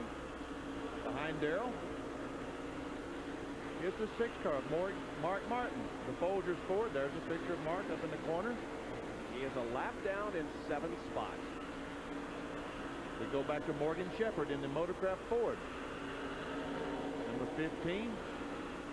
He is in 4th spot. Jimmy Means, the Alka-Seltzer Pontiac, following Morgan Shepherd. Dick Trickle, who just a couple of laps ago, just a few laps ago, spun coming off the second corner, lost a lap, is now a lap down in 8th spot. Brett Bodine, the Quaker State Buick winner last week at North Wilkesboro, is in 13th spot, 3 laps down. Following him, Michael Waltrip, the Country Time Michael House Pontiac, in 9th spot, 2 laps down for Michael. Bill Elliott, the Coors Mellon Ford Thunderbird, 10th spot, 2 laps down for Bill today. And right behind him is the car number 10 of Derek Cope. Derek has had some problems here this afternoon, running 6 laps down in 17th position. And then comes the car number 57 of Jimmy Spencer. Spencer running 2 laps down in 11th position at the moment as Dick Trickle comes into the pit. And Rob Moroso in the Crown Petroleum Oldsmobile car number 20, 4 laps down in 14th position. The number 42 car will be next. That is Kyle Petty. He's several laps down because he had a brake problem earlier on, had to spend several laps in the pits. Behind him, Ernie Irvin, the Kodak Film Oldsmobile. He's in 15th spot, 5 laps down. Ernie had a good qualifying run, qualified 3rd. Davey Allison, the Haviland Star Ford Thunderbird, brake problems on the 2nd or 3rd lap of the race, spent several laps in the pits. Like 30-some laps in the pits. Dave Marcus with a good run here today in the Big Apple Market Chevrolet, car number 71, running in 12th place, 2 laps down. And then Harry Gant, who spent a lot of time behind pit wall in his Oldsmobile, the Skoll Oldsmobile, but still out there running, trying to get some Winston Cup points. Dick Trickle has just gone back out onto the racetrack after an unscheduled pit stop. There he is. He had a tire go down, and so Dick Trickle falls even further behind. Here's the IGA Planters Peanuts car driven by Butch Miller, car number 98, who is also several laps off the pace. And right behind him is the car number 76 of Bill Sedgwick. He's one of the Winston West competitors that has come to the East Coast and the Midwest to... No, that's not Bill Sedgwick. Well, Earnhardt goes past Bill. See, there's Sedgwick right behind Earnhardt. And there is Dale Earnhardt, who is in 5th position at the moment, pulling away from the leader, Jeff Bodine. I think we still got another one or two to go before we get back to Jeff Bodine. Richard Petty is among those that we have missed. That is behind. There's the king behind Sedgwick. The STP Pontiac, Ken Schrader, the Kodiak Chevrolet. Richard Petty, 15 wins here at this racetrack. And then Harry Gant goes into the pits on the back stretch. Then we get to Ken Schrader, who's the last car on the lead lap, and Jeff Bodine trying to put him a lap down. But Ken Schrader currently running in the 6th position in the Kodiak Chevrolet. We missed Bobby Hillen, but he is still out there. The Snickers Buick. And we have 100 laps to go in this race. You know something? Dick Trickle had a right front tire go flat a moment ago. And they've used their radials the last 2 races, North Wilkesboro and here at Martinsville. Ned, that's the first flat tire that I've seen or heard from. Normally, Jerry Punch, John Kernan will be all kind of reports from the pits. So-and-so had a flat tire. They'll be showing us with flats. Tires with holes in them where they're leaking air. These radials evidently are tougher than iron because that's the first flat I've seen in the last 2 races. Morgan Shepherd, a great season so far for Morgan. He has finished in the top 10 every race so far this year. Here's Jerry Punch. Well, Bob, the crews talk about how important it is to go to a racetrack and test. And Morgan Shepherd and the Budmore crew came here to Martinsville, tested with the car. They dialed in every day here. The car was running so well. They were so excited about coming here. Well, where is that test car? It's right here, still in the truck. Morgan wanted to run the car he ran so well with last week, so all that testing out the window for Morgan Shepherd, but it paid off. He's running in the top 5 right now. Indeed he is, being shown in 4th position, as a matter of fact, at this time. Well, the leaders got into a little bit of traffic there while you were talking, Jerry, but none of the positions changed. Rusty still trailing Jeff Bodine, and Darrell Waltrip still behind Rusty. We'll show you the top 10 as we have them at the moment, as we take another break in our live coverage from Martinsville, Virginia Speedway at the Hanes Activewear 500 Winston Cup Race.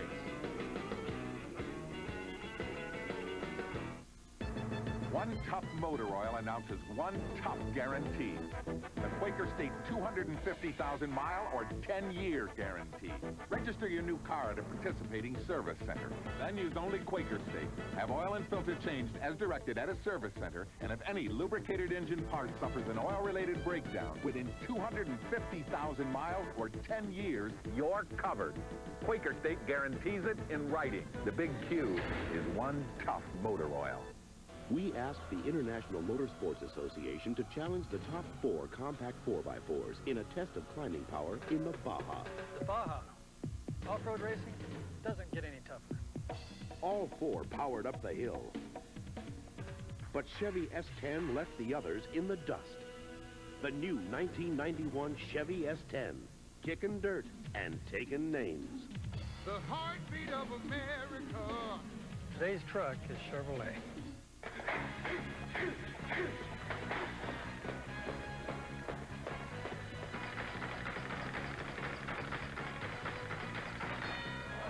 Top Rank Boxing every Thursday night live on ESPN. Back at Martinsville in the Hanes Activewear 500, Jeff Bodine leading Rusty Wallace and Darrell Waltrip. The last driver to win from the pole position here at Martinsville was in September of 1981 when Darrell Waltrip won in a Junior Johnson Buick. There is Darrell Waltrip. Now the 66 car, remember we told you a few minutes ago that it went in for an unscheduled pit stop. What was the story on that, John? Well, Bob, it was a flat tire, but it was no fault of the radial's construction. As you can see here, the rotor from the brake rubbing against the wheel. It finally built up enough heat where the cords just snapped, and that's what happened. The radial, he didn't cut it. It was just a problem from inside the brake which created it. Well, he did drop another lap down. He's now 2 laps to the rear, shown in 11th position. Dick Trickle. Meanwhile, back at the lead, the 11 car, the red 11, Jeff Bodine still leading. 27, the black and white automobile, Rusty Wallace, running second. Here you see the last Ford win here was in 1986 with Ricky Rudd. That was a Bud Moore car that Morgan Shepherd now drives for. Shepherd ran 4th. Said a moment ago. Jeff Bodine's only win here at Martinsville came in 1984. Rusty Wallace's only win here at Martinsville was in 86. And there are 3rd and 4th positions, Waltrip and Shepherd. Bodine and Rusty Wallace, it looks like they pulled away from Darrell Waltrip in the 17 just a little bit. A few laps ago, he was on their bumper, now about 10 or 15 car lengths behind. And Morgan Shepherd's pretty close to him. You know, we mentioned that Morgan Shepherd and Harry Gant had both gotten their first win, Winston Cup win here at Martinsville. So did Jeff Bodine.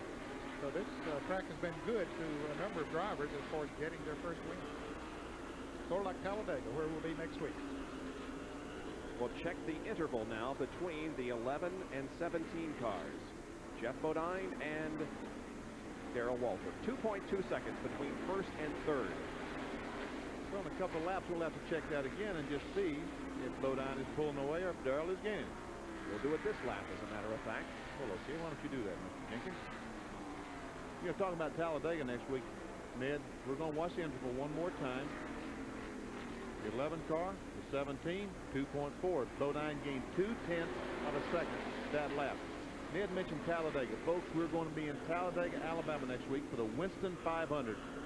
They are going to be running 200 miles an hour in qualifying there. That's what they say. They have been testing at that speed at least. It's live at 2 o'clock next Sunday afternoon. You know, NASCAR has tried their best to slow the cars down, and the competitors keep finding more and more speed.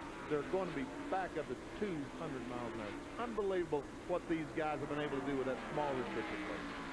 16.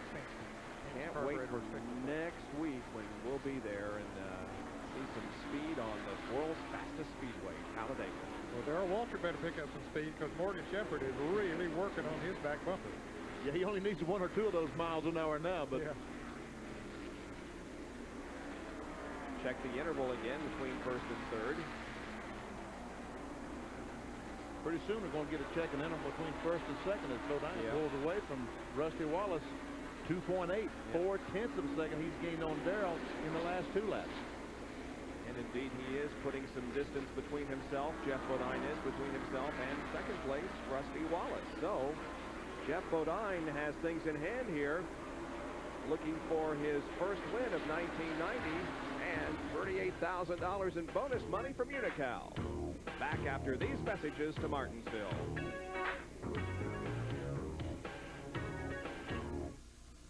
When trouble with your car has you feeling a little wobbly, hurry into your neighborhood Parts Plus Auto Parts store, because you can count on the pros at Parts Plus for the right parts the first time. And right now, you can enter to win the Parts Plus Repair America sweepstakes for one of 5 all-American family vacations to a great destination like Disneyland or Walt Disney World Resort. Car owners of all ages count on the pros at Parts Plus. We're America's family of auto parts store. We're Parts Plus. It's just a pure and natural beer for you. So icy cold, so crisp, so clean for you. Of all the beers that are cold filtered, only one has that distinctively clean, crisp taste. Budweiser, cold filtered and Beechwood aged for over 110 years. This Bud's for you. We hope you're enjoying today's live coverage of the Hanes Activewear 500 Winston Cup race from Martinsville Speedway in Virginia. Our Speed World coverage is being brought to you by Quaker State. The Big Q is one tough motor oil. By Busch Beer, the beer with a taste as smooth as its name. And by Purolator, the world's largest filter company. The top 10, it's Jeff Bodine leading Rusty Wallace, Darrell Waltrip, Morgan Shepherd, and Dale Earnhardt with 75 laps to go. 6 through 10, Ken Schrader, Mark Martin, Michael Waltrip, Dick Trickle, and Bill Elliott, and some very ominous-looking clouds are gathering overhead. There's the leader, Jeff Bodine, and our helicopter pilot that makes sure we get the pictures from the in-car camera says that showers are very close to Martinsville Speedway. And there is the helicopter hovering above, giving us the shots from our 3 cars. And there's some spurts of wind here that might be blowing some clouds this way. There's Bodine from the sky down to our leader, Jeff Bodine. Well, we want to wish happy birthday to Dale Earnhardt, who's celebrating his 38th birthday today. And we'd also like to say hello and get well soon to Bill France Jr., who was injured in a boating accident last week. Jerry Punch, Dr. Punch, bring us up to date medically on Bill France Jr. Well, unfortunately, Bill was injured. He said last Wednesday he fractured and dislocated both ankles at the lower leg and underwent reconstructive surgery at Halifax Hospital Medical Center in Daytona Beach, where he is recuperating today. He's expected to be in the hospital between 7 to 10 days and require up to 3 months for total recovery. We are told by that the doctors there that he should recover completely. He is operating NASCAR as usual there from his hospital bed. And of course, his administrative staff has warned him to stay off the fishing boats and at the racetrack where it's much safer. Of course, Mr. France, the president of NASCAR. Dale Earnhardt, it is his birthday today. And you know, there's been a lot of people has written Earnhardt letters and sent him cakes and a lot of get well wishes. He wanted to say thank you so much to all the people who had sent cards and everything to him for his birthday, which is today, as Bob said, 38 years old today. I thought he quit having birthdays, but he had another one. Time in the leader once again as you watch the rest of the field pass through the shot. Still lots of cars out there in competition. And it's a 21.9-second lap for Jeff Bodine. Pretty good in traffic, Bob, and the fact that he's had those tires on for quite a while. So that Ford is, the Budweiser Ford is working well for him. He's about 20 car lengths ahead of Rusty Wallace at the moment. Just passing the 20 car of Barbarossa, and he's catching up to Dale Earnhardt. Yeah, Earnhardt had pulled out about a straightaway in front of Jeff Bodine, but once Bodine got by Kent Schrader, he has narrowed that distance between he and Earnhardt. Earnhardt, the last car on the lead lap, in 5th place. And he has also spread out the interval between himself and Rusty Wallace, and there is Rusty in 2nd position, and Wallace just doesn't seem to be able to keep up at the moment. Ned mentioned a moment ago when Rusty Wallace got a tremendous bite off the 2nd corner, which sent him down the back straightaway. Looked like he had a rocket ship for an engine. Right now, Jeff Bodine is the driver that's getting that grip off the corner. He comes off the corner, nails the throttle, and it really and truly looks like he has 50 more horsepower than anyone else. All it is because the chassis is working better than Rusty Wallace's chassis at this point of the race.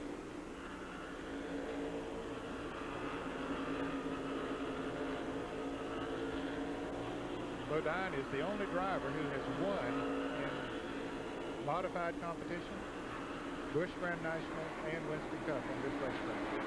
Car out of shape coming out of the 4th turn was Jimmy Spencer. The rear end got around a little bit on him, but he saved it. Spencer at number 57. And there is Morgan Shepherd at number 15, who is in 4th position. Now, Morgan got bumped out of the Winston last week when Brett Bodine won the race. NASCAR invites the most recent 19 winners to compete in the Winston, and Brett Bodine bumped out Morgan Shepherd, and now the driver on the bubble, so to speak, the one that will go when we have a first-time winner, would be Bobby Killen, who won at Talladega several years ago. There's the gap between our leader, Jeff Bodine, and the 3rd and 4th place car of Darrell Waltrip and Morgan Shepherd. Well, Earnhardt wants to caution because Jeff Bodine is really moving in. You can see there how close he is.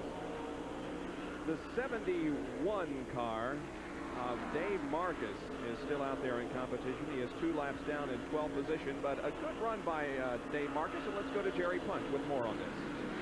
Bob, I've just been handed by the Western Auto people their selection of mechanic of the race, and that's why we're talking about Dave Marcus. His crew chief, Bart Priestman. Marcus only has a couple of full-time employees. They have worked day and night. Marcus crashed the car here Friday in the first practice session. Over in the turn, they've had to rebuild the whole front of this car. And I tell you, no more deserving crew and crew chief than Bart Priestman. They rebuilt this car. He is now running in the 12th spot, staying among the top 15 all day. A great effort and certainly had a great award. Western Auto Mechanic of the Race, $1,000 to Bart Priestman here from the fine folks at Western Auto. And our congratulations to Dave Marcus and Bart Priestman on that award. And he had a good run at North Wilkesboro last week as well. I think he finished either 11th or 12th over there last week. So Dave Marcus running good. And here's Jeff Bodine putting that lap on Dale Earnhardt. So now there will just be 4 cars in the lead lap as Earnhardt, who was running 5th, goes a lap down. The Winston Cup points leader now goes down to 1 lap down in 5th spot. Let's get out of John Kernan for a report. Well, you mentioned earlier about how Jeff seemed to be driving a little bit harder, trying to chase down Dale Earnhardt. Well, the reason is Tim Brewer told him on the radio that rain might be on the way. Put that 3 car a lap down, so if rain does come out and force a yellow, then Earnhardt would have gotten to come back around and join the fray. But now Earnhardt is a lap down. Okay, so they also are aware that there are showers in the area and may be preparing for an early end to this race. Got about 56 laps to go when they come back. Earnhardt battling alongside Bill Elliott at number 9, who is in 9th position, 2 laps down. We have the sun peeking through here on the straightaway, however, though, despite the fact that showers are reported in the area. Back with more after this from Martinsville, Virginia, and the Hanes Activewear 500.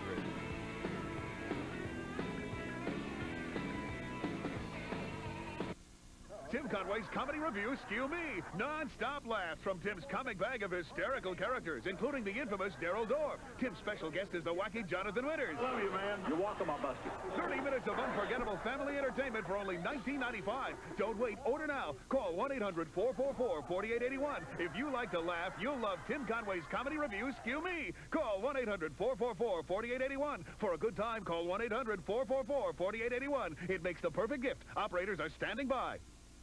A lot of my income used to go to federal taxes. Not anymore. I invested in First Investors Tax Exempt Fund. First Investors Tax Exempt Fund is insured and has delivered a dividend check month after month after month since 1979. And not 1 cent of the dividend goes to Uncle Sam. For a free prospectus, call First Investors, the prudent mutual fund people. First Investors Tax Exempt Fund. Every month since 1979. Back at Martinsville, where there are just a little bit more than 50 laps to go in this race, and Jeff Bodine continues to hold on to the lead, and it may appear as just if they're just cruising around out there, but expect the action to heat up here in the last few laps. Everybody just saving his car for the moment, ready for that final charge to the checkered flag. And none of the cars in the top 4 positions who are in the lead lap are too close to each other, and that might be by design by some of them. They're saving those brakes for that last 20 or 30 laps. That's when they let her all hang out. And this is a stock car race. Remember the Daytona 500 when Dale Earnhardt dominated the race, and on the white flag lap, the last lap of the race had a flat tire? Anything can happen in a stock car race. Isn't over till it's over. Well, we mentioned there are 4 cars in the lead lap. Jeff Bodine leading. For second is Rusty Wallace. Third is Darrell Waltrip. And fourth is Morgan Shepherd. 1 lap down in 5th place is Dale Earnhardt. 6th is Kenny Schrader, 1 lap down. And Mark Martin is 1 lap down in 7th. And 8th place is Michael Waltrip, 2 laps down. And 9th place is the car number 66, about to go a lap down. He's 2 laps down. And Bill Elliott in 10th place, who was 2 laps down a little bit ago. And Jerry Punch is down in the pits with Barry Dawson, crew chief on the Rusty Wallace 27 car. Well, they have a couple of concerns. Obviously, Jeff Bodine, their primary concern, but also the weather. They have also heard that there are showers in the area. Let's find out if they have something left for Bodine. Gary, can you catch it? Do you have a little bit left? Can you catch Jeff? I can't hear a word you're saying. We're trying to catch Jeff right now. He's pretty good. We're as good as we need to just get some traffic right, get a break here and there, and maybe have a shot at him. Well, they would like to be able to get in and get some fresh tires, too, and possibly get a shot with fresh rubber on the car. Let's check into Darrell Walter pit with John Kennedy. Thank you, Jerry. We're with Jeff Hammond. Jeff, how is Darrell saving the car for the last 30 laps, or is he having a problem? Right now, we've used the brakes pretty hard here today. We don't have as much brakes as we like to have, and it's really giving us a hard time. So we're just trying to hold our own. We get a caution flag, get a chance to cool them back down, and maybe we can run hard right here at the end, but we just have to wait and see. We got too much ground road to make up, and we're just not quite as good a shape as we need to be. Well, they also would like to see a caution here in the Darrell Waltrip pit to cool off his brakes. Waltrip remains in 3rd position. You know, Jeff Hammond said we don't have as much brake as we'd like to have here as we used to have. The problem is the radial tires. The cars are running so much faster than they did before. The brakes are not as good as they were before. Now they've got the cars running faster. They've got to go back home and figure out how they can get the brakes to work better.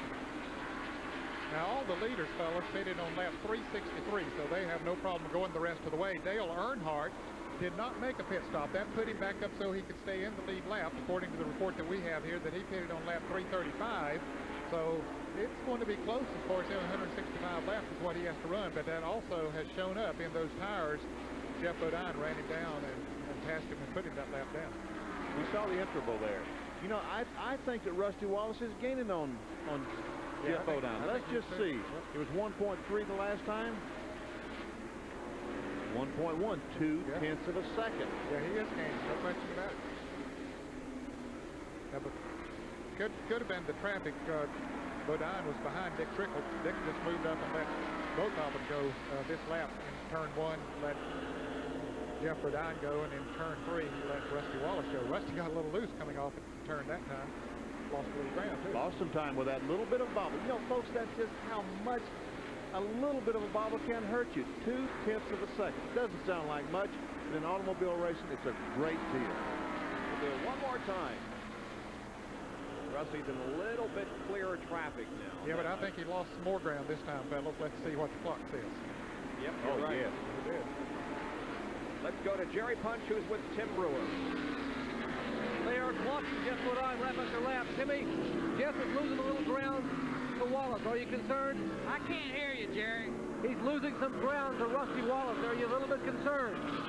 Well, you're always concerned with Rusty sitting back here, but it's one of those situations. We were running behind traffic, so now that he's got an open racetrack, we feel like he'll be in pretty good shape. Well, they're pretty confident here in the Budweiser pit that Jeff Bodine can hold him off. Well, Jerry, he is, now that he is in clear traffic, has pulled away from Rusty Wallace, so Tim Brewer was right. He's in good shape right now. Boy, those guys noticed everything, don't they, Ned? Yes, sir. I thought that Rusty was gaining on Jeff, but it was just a traffic situation. 461 laps are completed here at Martinsville.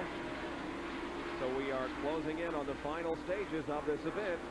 And can Jeff Bodine hold on to the lead and walk off with his first Winston Cup race of 1990? Last week, brother Brett Bodine was in victory lane. Today, it could be Jeff. We'll be back right after this with more.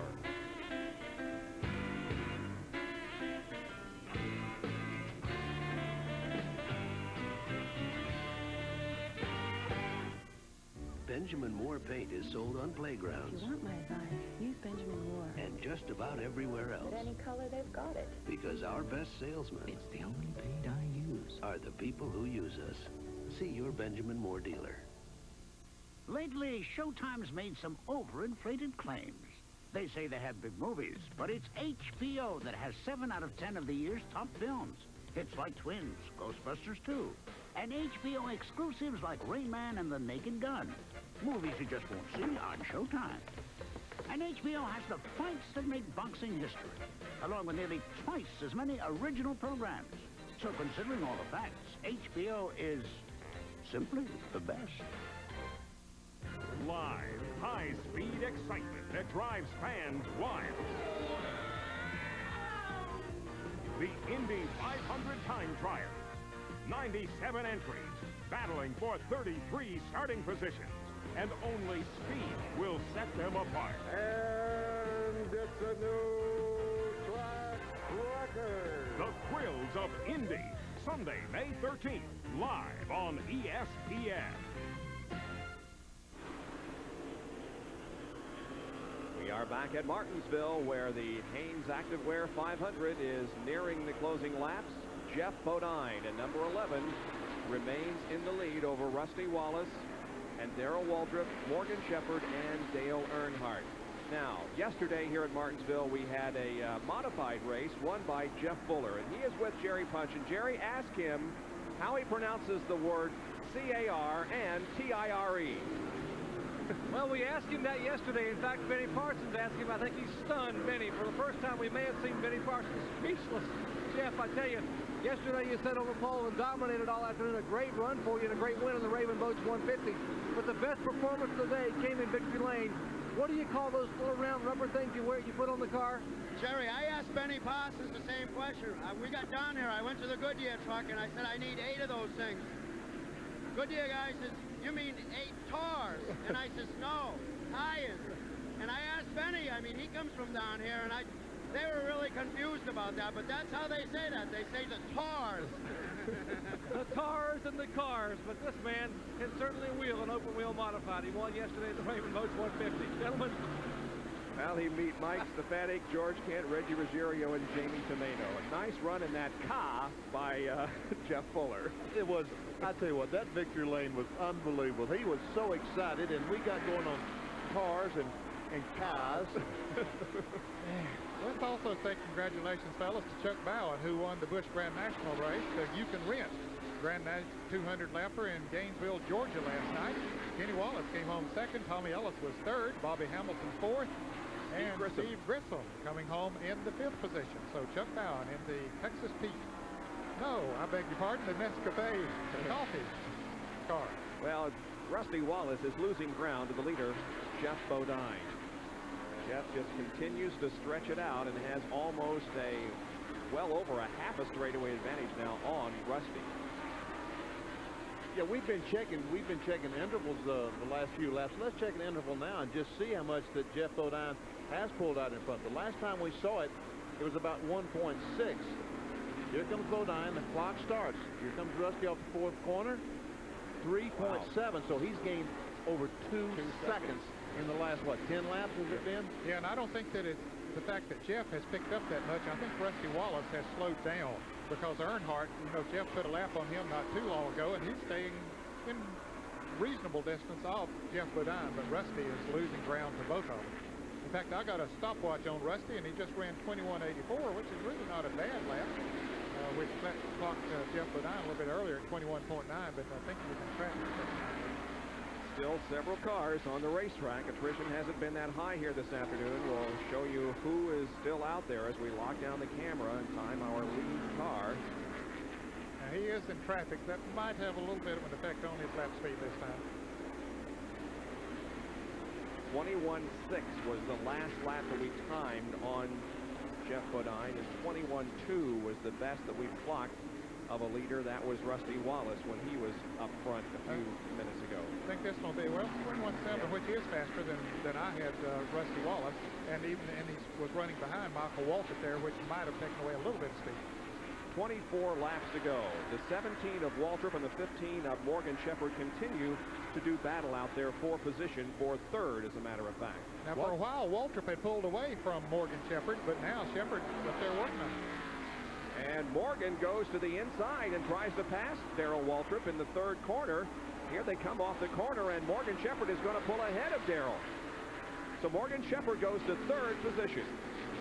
And for about 2/3 of this race, he ran a lap down, but he finally got it back. And how he got a lap down, for the fans that might have just joined us, on the first green flag pit stop, many of the drivers just took on 2 out the right side tires. Morgan Shepherd's crew changed 4 tires. He got a lap down. It just took a long, long time for him to get it back.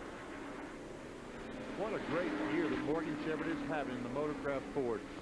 He is second in the Winston Cup point standings, and if this thing could go on and finish this way, he would gain considerable ground on Dale Earnhardt today. Earnhardt not having a particularly good day. Morgan Shepherd, a great day, finishing third. The leader moves into some traffic. There's Jeff passing brother Brett, and now he approaches the 57 of Jimmy Spencer and the 30 of Michael Waltrip, not too far ahead. Michael Waltrip gets the car out of shape right in front of the leader, Jeff Bodine. Now, Jeff don't want to see that. I know. He says, Michael, please control that car. Michael running in 8th place. He's 2 laps down at the moment, the only car that is 2 laps down, but he's about to go 3 laps down, and boy, did he get loose again. Less than 20 laps to go in this one. I tell you, 38,000 added on to about 50,000 or so that Clay Earls normally pays for the winner here at the Martinsville Speedway. Going to be a good payday for a short track. Yeah, this is going to, whoa, look at Michael coming off the corner, got a little sideways. I think this is going to be the richest short track race in history, if I'm not mistaken, because of the Unocal bonus money. You're right. Jeff Bodine can hang on. Harold Kinder giving Michael Waltrip move over flag, telling him that there's a faster car behind you.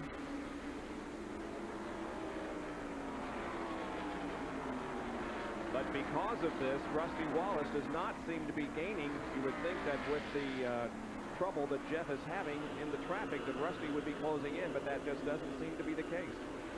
No, I don't think he's gaining on now.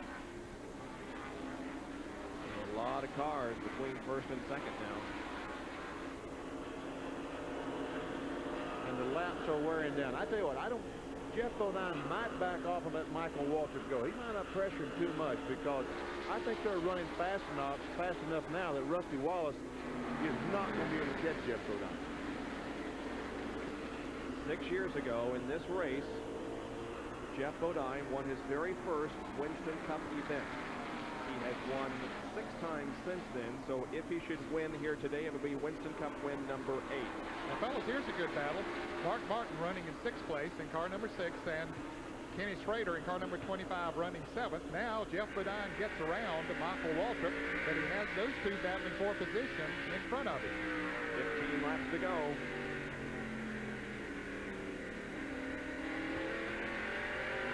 There are 3 cars that are 1 lap down. Dale Earnhardt running in 5th place, Mark Martin running 6th, and Dennis Prater running 7th. Of course, 4 on the lead lap for Jeff Bodine, Rusty Wallace, Morgan Shepherd, and Darrell Walton. Prater moves over, lets Jeff Bodine go by on the outside. Whoops, wait a minute. I said he was going to let him go by. He passes Mark Martin instead for the spot. So Schrader moves to 6th now. And Mark Martin back to 7th. Now Schrader's going to move to the inside. Ooh, Waltrip was real loose coming off the corner. And there goes Dale Earnhardt to the inside. A lot of good race cars running close together there. All this happening just behind the leader, Jeff Bodine. Here's a replay of watch Michael Waltrip. The second corner. Ooh. Earnhardt got loose too. Earnhardt trying to get underneath the 30 car. Got his car a little bit out of shape coming off that second corner. Coming down will complete lap 489. We'll have 11 more laps to go.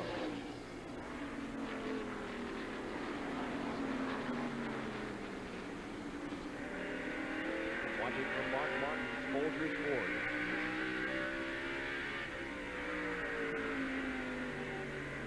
Oh, Earnhardt and Ken Schrader are running close together.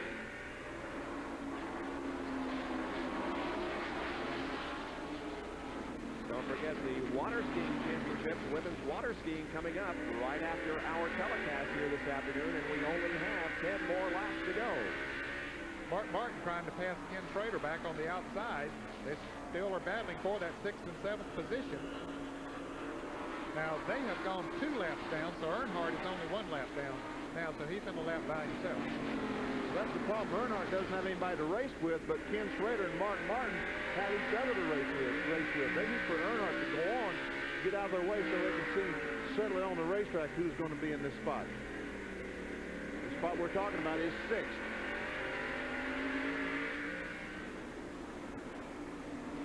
Every spot means dollars and points.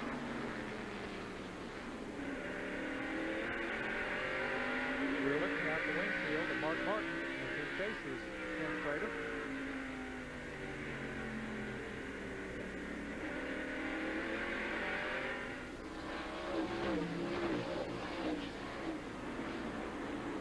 So we're watching Earnhardt, the black 3, white 25. Brown 6 or maroon 6 is Mark Martin. Ooh, gets the car a little bit out of shape. You saw his hands go back and forth to control the rear end of the car coming off turn 2. Mark comes by and completes another lap. 6 more to go. There's the leader, Jeff Bodine. The last time Junior Johnson won a race here at Martinsville was in September of '84. With Darrell Waltrip. His car, driven by Jeff Bodine, is out front here. And there are now 5 more laps to go. 495 in the books. Jeff was the 1982 Winston Cup Rookie of the Year and was the 1987 IROC champion. IROC, of course, getting going for the 1990 season next weekend at Talladega. You know, you folks have been watching these short track races on NASCAR's Winston Cup race here. Accustomed to seeing a tire go across the start-finish line first. Maybe this is going to be not as exciting as you would like for it to be, but it's going to be very, very exciting for Jeff Bodine. Because this 11 car, Jeff Bodine, he was very, very good at Talladega last year. I think, didn't this car finish second both races? Or Terry Labonte won the second race down there at Talladega last year in this car. So. Yeah.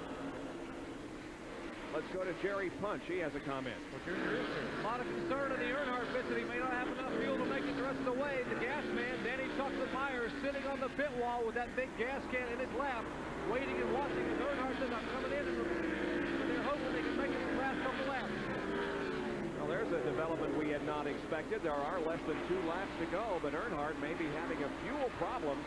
Now here comes the white flag for Jeff Bodine as he comes off the 4th corner, and Harold Kinder has it in hand. Here it is, 1 more lap to go for Jeff Bodine, and he'll win the Hanes Activewear 500.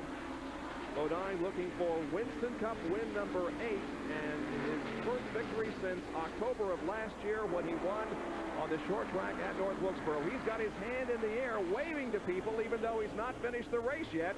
Here he is off the fourth corner, and Jeff Bodine from Chemung, New York, wins the Hanes Activewear 500 at Martinsville. Junior Johnson's car brings home a victory here this afternoon.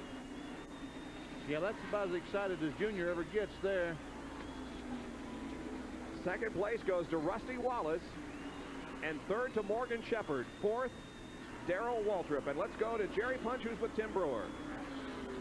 Tim, congratulations on a great effort today. Thank you, Jerry. You know, it's kind of a bittersweet deal. We won the race. We done everything we could at the track, but kind of had to give one of the guys up to do it, and we hated to do that. So I guess this year is for Grant. He's referring to a young man who was so close to Junior Johnson and the entire Budweiser crew that was killed in an auto accident a couple of nights ago. It was a tough day for the crew. They really didn't even want to be here and race today, but they were here and they came out victorious. A great win for Jeff Bodine. The Hanes Activewear 500 is history, and Jeff Bodine rolls to victory lane. Career win number 8. We'll be back in just a moment.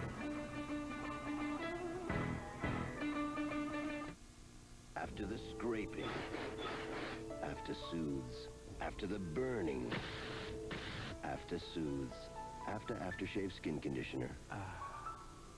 Nothing's more soothing after. This Yardman mower has all the quality features of this high-price mower, except one. The high price. Yardman. Everything the high-price mowers have, except the high price. This part doesn't fit. Doesn't fit. Doesn't fit.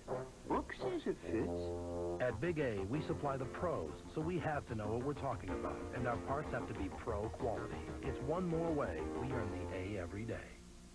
Your attention, please. This area is for the loading and unloading of passengers only. Please stay in line. Keep left. Merge right. No shirt, no shoes, no service, no pets, no parking, no standing, no camping, no excuses. If the trials and tribulations of everyday life are getting you down, Kawasaki is happy to offer some fast relief. Have fun. When we set out to engineer the ultimate spark plug, we put in a lot of long hours. We utilized a lot of revolutionary thinking. And all the while, our competition thought we were just shooting for the moon. Unfortunately for them, we shot a bit higher than that. Bosch Platinum, the ultimate spark plug. To locate a Bosch retailer or service outlet, call 1-800-882-8101. The same battery that has started 9 out of 10 NASCAR winners since 1977 also starts millions of cars all over America every day. Die hard. More power when you need it most. Let's go down to victory lane, our Sears Road Handler Winter Circle interview, and Dr. Jerry Punch. Has to be the classic line. Bodine gets out of the car, and Brewer says, if you kiss me, I'll kill you. Tim Brewer here celebrating Jeff Bodine. Jeff, congratulations on a great win. And his car owner, the legendary Junior Johnson, comes in, and they get a big hug here. Win number 1 for the Budweiser team this year. Well, it's been a while coming, but we knew it was going to come. But, you know, we're kind of winning this thing on a good note. Brett won last week. Barry won last night in his go-kart. But we lost a friend this weekend, Brett Coughlin, and we're pretty sad about that. We're going to dedicate this race to him. We wish he could have been here to see it because he was a racer, and we're going to miss him. You put on a fine display today. It looked like you were patient all afternoon. You kept in charge of the brakes and took it easy on the car. Well, can you believe this pit crew? I've been telling you guys they're tough. They got me out ahead of Rusty on the last stop, and the car was hooked up. A great set of tires, made the right moves, and we just pulled away, and it was really pretty easy, but I'm not going to tell anybody that. $38,000 from Unical on top of the big purse from Clay Earl. Well, that's great, you know, but winning's all is what it's about. I don't care how much money it pays, whatever. We got Ford, we got Budweiser, Junior Johnson, Tim Brewer. We're all here in Victory Lane. I got a little hoarseness from this weekend, but that's what it's about, not the money. Legends and winners in Victory Lane. Junior Johnson, Jeff Bodine, and Tim Brewer. They certainly have dominated today. Congratulations to Jeff here, the top 20 finishers. Rusty Wallace second, then Morgan Shepherd, Darrell Waltrip, and Dale Earnhardt. We'll let you see the remaining drivers who finished in the top 20. And as far as the Winston Cup points are concerned, well, it remains pretty much Dale Earnhardt in the lead, but closing in second position is Morgan Shepherd, and you can see now that Morgan Shepherd is only 52 points behind Dale Earnhardt in the lead, and then comes Bodine, Mark Martin, and Darrell Waltrip. Water skiing is coming up next here on ESPN. Don't forget Sunday night baseball at 8 o'clock tonight, the Cubs and the Los Angeles Dodgers. And we'll be in Talladega next weekend, 1 o'clock Sunday afternoon for the Winston 500. Speeds near, if not over, 200 miles per hour. For Benny Parsons, Ned Jarrett, Dr. Jerry Punch, and John Curtin, this is Bob Jenkins. Thanks for joining us for now. So long, everyone.